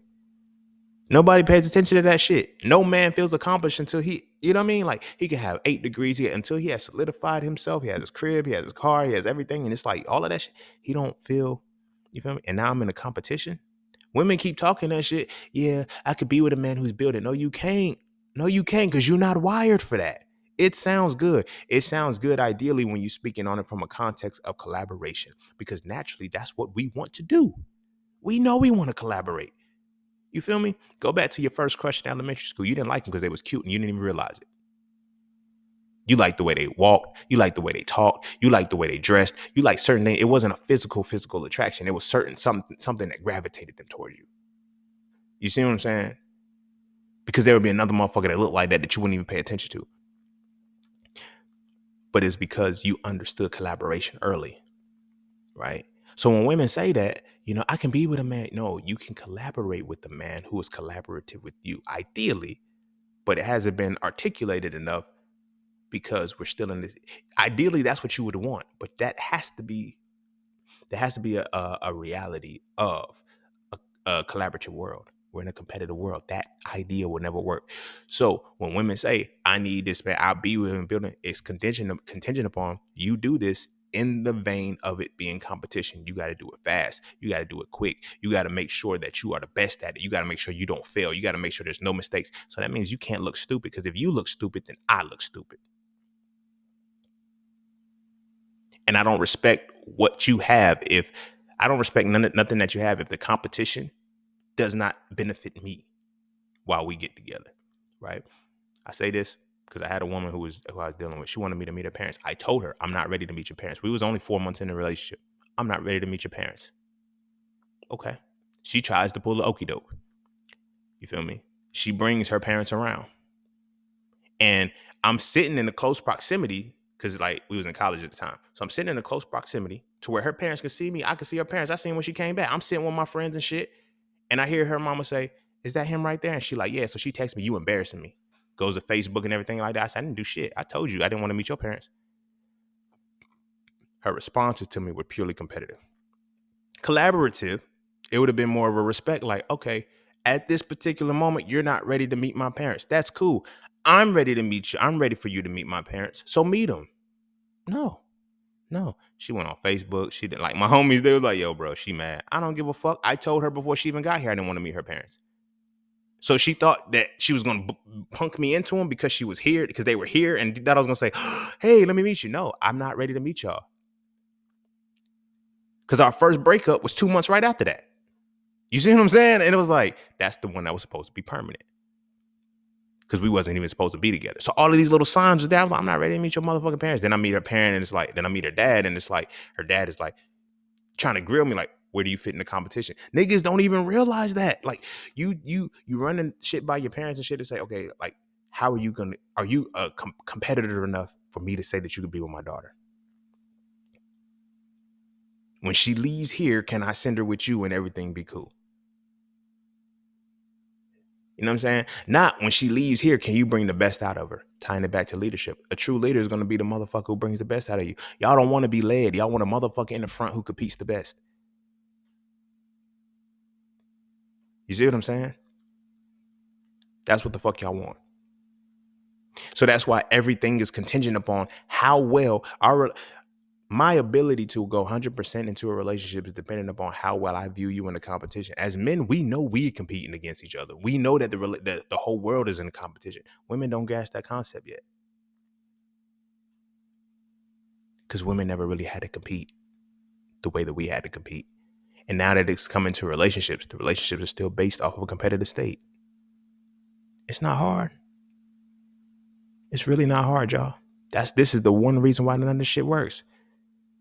If you look at all of these situations and shit, like look at Ghost in Power, right? When Ghost started cheating on Tasha, right? Why did he cheat on Tasha? Oh, he was foul. Oh, he was this and the third. It was he was able to collaborate with Angie. He was only able to compete with Tasha. I need you to be the biggest goddamn drug dealer in New York City. Nigga, I don't want to be the biggest drug dealer no more. Like, that's what he was saying. I don't want to do this. I did it several times over. What people don't understand about men sometimes is once we beat the competition, we don't want to keep playing the game. Especially when we beat the competition, world's over. When it's not even competition, I'm just beating y'all. And now, because I beat the competition so easy, those around me just like, yo, stay in the competition because it's that easy. That's why I don't want to be in the competition no more. You feel me? The reason why. Now, when you look at why he cheated with Angie, that was a collaborative relationship. And I'm not saying it because she was, she wasn't black or whatever the case may be. Listen to what it was. Like, both of them were on the same path, going to choke, going to school, going to he said it. He said, I would have been here either way, whether the streets would have hit me or not. Now, just imagine how collaborative that would have been. Just imagine the collaboration, the path of his life, if it wasn't based off the competition and it was based off collaboration. Would he be Ghost? Hell the fuck no. He wouldn't have went to prison and snapped the motherfucker wrist just like that. He wouldn't be Ghost. He would be James St. Patrick. You see what I'm saying? Because competition and collaboration, two different things. His purpose ultimately came back full circle when he was a businessman. He was this, that, and the third. He just happened to sell drugs or whatever the case may be. But it was in that competitive space. He told Tasha, I want out of the game. Why you want out of the game, Ghost? That's in the third. I don't want my kids to say I think on the real, Ghost knew what was happening because he started to see Tariq. He said, I need to get out of this game. My son is going to, teach me the fucking game, Ghost. Son, you are trying to compete in some shit that you're not built to compete in. You see what I'm saying? It's little shit like that. Now, our relationships are wired like that. Everything is about how well I can compete, not how well I can collaborate and contribute to this world. Right now, you're probably thinking about the relationship that impacted you the most and you realize that, damn, we was competing the whole time. Or the relationship the one that got away was the one that, most of the time, the one that got away is the motherfucker that you were very, very collaborative with. Very, very collaborative with. They brought something out of you that just, I don't know what it is, but you're so used to competition that you sabotage it and you fucked it up. Because you weren't competing, you were just getting to be. And then you felt like this person is making you feel a certain way. And it wasn't like this person didn't try to make you feel like you had to dress up or whatever the case may be. It's like, nah, I just want you to collaborate. I'm not bringing you in here to, I want to collaborate and see who you really are. That's all I do with the women in my space now. I try to collaborate with them. But then it's letting me see.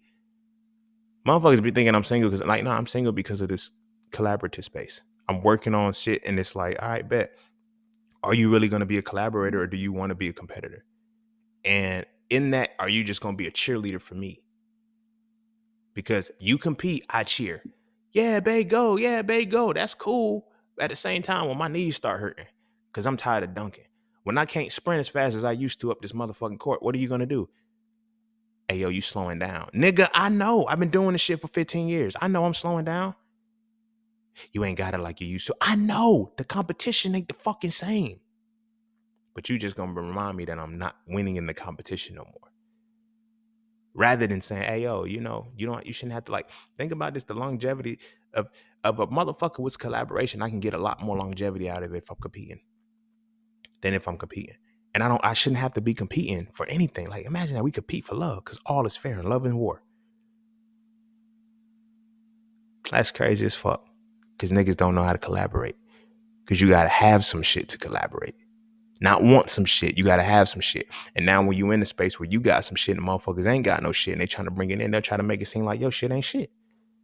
Again, because they have a competitive mentality. I was talking to a woman one time. I was telling her, I said, look, we can collab. My thing is this, I'm built off collaboration. I'm literally telling her this. I didn't use these words, but I'm like, I have my proof that I'm going to do like that. I'm doing this shit. You're starting yours. So at this point, I can't validate that. But she said, you never know. Competition shit. You never know. Somebody can do something to surpass you when they put their first. They may very well, but they have to at least do it first. Show me that your collaboration is going to be beneficial. Don't show me that we competing. Because again, in her mindset is, oh, you trying to say we competing. I'm not trying to. You're hearing competition. I'm not talking about competition. I stopped competing a long time ago. There's no competition for me anymore. And when you reach a point in life where there's no competition, stop being a bully. Move out of the shit and go into collaboration. Motherfuckers want to be the big fish in a small pond. I love being the small fish in the ocean. I love it. I love it because it gives me time to collaborate. It doesn't make me compete. Because now I gotta sustain this big spot. It's one thing when you're in a small pond, you have to sustain your big spot. When you're in the ocean, you just gotta grow. That means in a small pond, I gotta kill people off. I gotta do bad shit. I gotta fuck shit up to sustain my spot. In the ocean, there's enough room for everybody. It's enough platforms. I just have to grow. There is no competition. I just have to keep collaborating and grow. And that's what our relationships are like. They're cages because it's built off competition. And as a man, you're supposed to be the leader. You're supposed to be this. You're supposed to be all of that. You have to be the number one. All time, you have to be the number one competitor at all time. And every day you walk outside, you see men that are competing better than you. I'm not going to say they're better men than you. You see men who are at a different level of the competition than you. You see that. And you realize when I got to back out of this competition, you realize, oh, yo, I'm on point this week. I'm on point this year. Oh, shit, I fell off. Now I'm not on here. Nobody has to pay. Now, those things cycle on and on. Women don't have to suffer through that. When a woman is down emotionally, there's still a man that's going to take her because he's a simp. When a man is down emotionally, physically, whatever, there's not, those pick-me's are cool, but they're not really going to take in that because it's like, nah, I don't know if you really going to bounce back yet. I got to see you at least trying to bounce back before I can say I can compete in this game with you. And that's the shit that we got to deal with. And that's why our relationships don't work. And that's why shit's trash because everybody trying to compete and everybody trying to be the best competitor that they can't even be human. They can't even be the human they need to be to complete their purpose to collaborate with the world. And with that being said, I'm going to go ahead and end it there because this motherfucker long as hell. Go kiss your babies. Make sure they eat their vegetables. And our kids, watch your babies. Kids don't start competing until we make them compete. Watch some kids by the motherfucking selves during playtime, imaginary play, whatever the case may be. Watch them little motherfuckers get quiet in the sandbox. They collaborating like a motherfucker. They not competing. You got one motherfucker in the cut using a yellow pail, fucking stacking up the shit. You got a motherfucker digging a hole and standing. They all having fun, but they collaborating, doing their own motherfucking thing, and they still working together. Watch the babies. They do it all the time. They don't compete. We make them compete. We put them into competition, and we make competition. We make life competition. I wonder why everybody's losing. Why relationships? You can't make relationships in competition because now I can't fuck with you if I lose. If you cheat on me, you betray me. There's certain things like competition is powerful and fucking up the mind and fucking up the mental health. Stop doing that to our babies, yo. Prepare them for competition, but don't make competition a part of their life. Understand that you have to collaborate, teach them about collaboration, but prepare them for competition in the sense that once the competition is over, it's over. You feel me? There's some people who can't get over the competition. And a lot of times that's what heartbreak is. A lot of times that's what failure is. A lot of times I didn't get over the competition. That's why failure is so embarrassing. Like motherfuckers be like, yo, I do lose. I lose a lot, but I learn and I don't mope. When I fail, I don't just sit there and fail. In the form of competition, especially when they teach us in the world, you got to get it right the first time. Now, when you see motherfuckers getting it right the first time, what you think that does for you?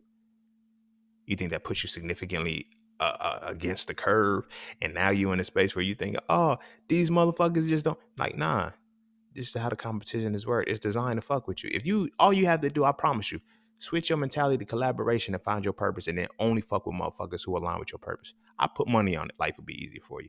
Your mental health is gonna improve. You're gonna sleep better. A lot of shit's gonna change because you're gonna stop trying to compete. Oh, I gotta maintain my spot. That keeps you on your root chakra, knowing that you got to compete for a spot that's supposed to be yours. Knowing that you can be the top employee and you can get fired tomorrow, every day. Competition. I got to stay on point. I can't miss a day. I can't talk that. I can't. Y'all feel where I'm going with this? And then it transitions to everything else. We got to stop putting our babies through that if we want our babies to have successful relationships going forward in the future. Intimate relationships, romantic relationships, platonic, it don't matter. We have to make sure we put that on point. Because if we don't, they're going to be just like us, trying to figure out why the fuck relationships don't work and never making the connection. That's because it's a delineation between competition and collaboration, and competitive relationships never work. So go kiss your babies. Make sure they eat their vegetables. And I'm going to see y'all all on the next one. Peace, love, knowledge, and freedom. I'm out. I said I'm out. Damn.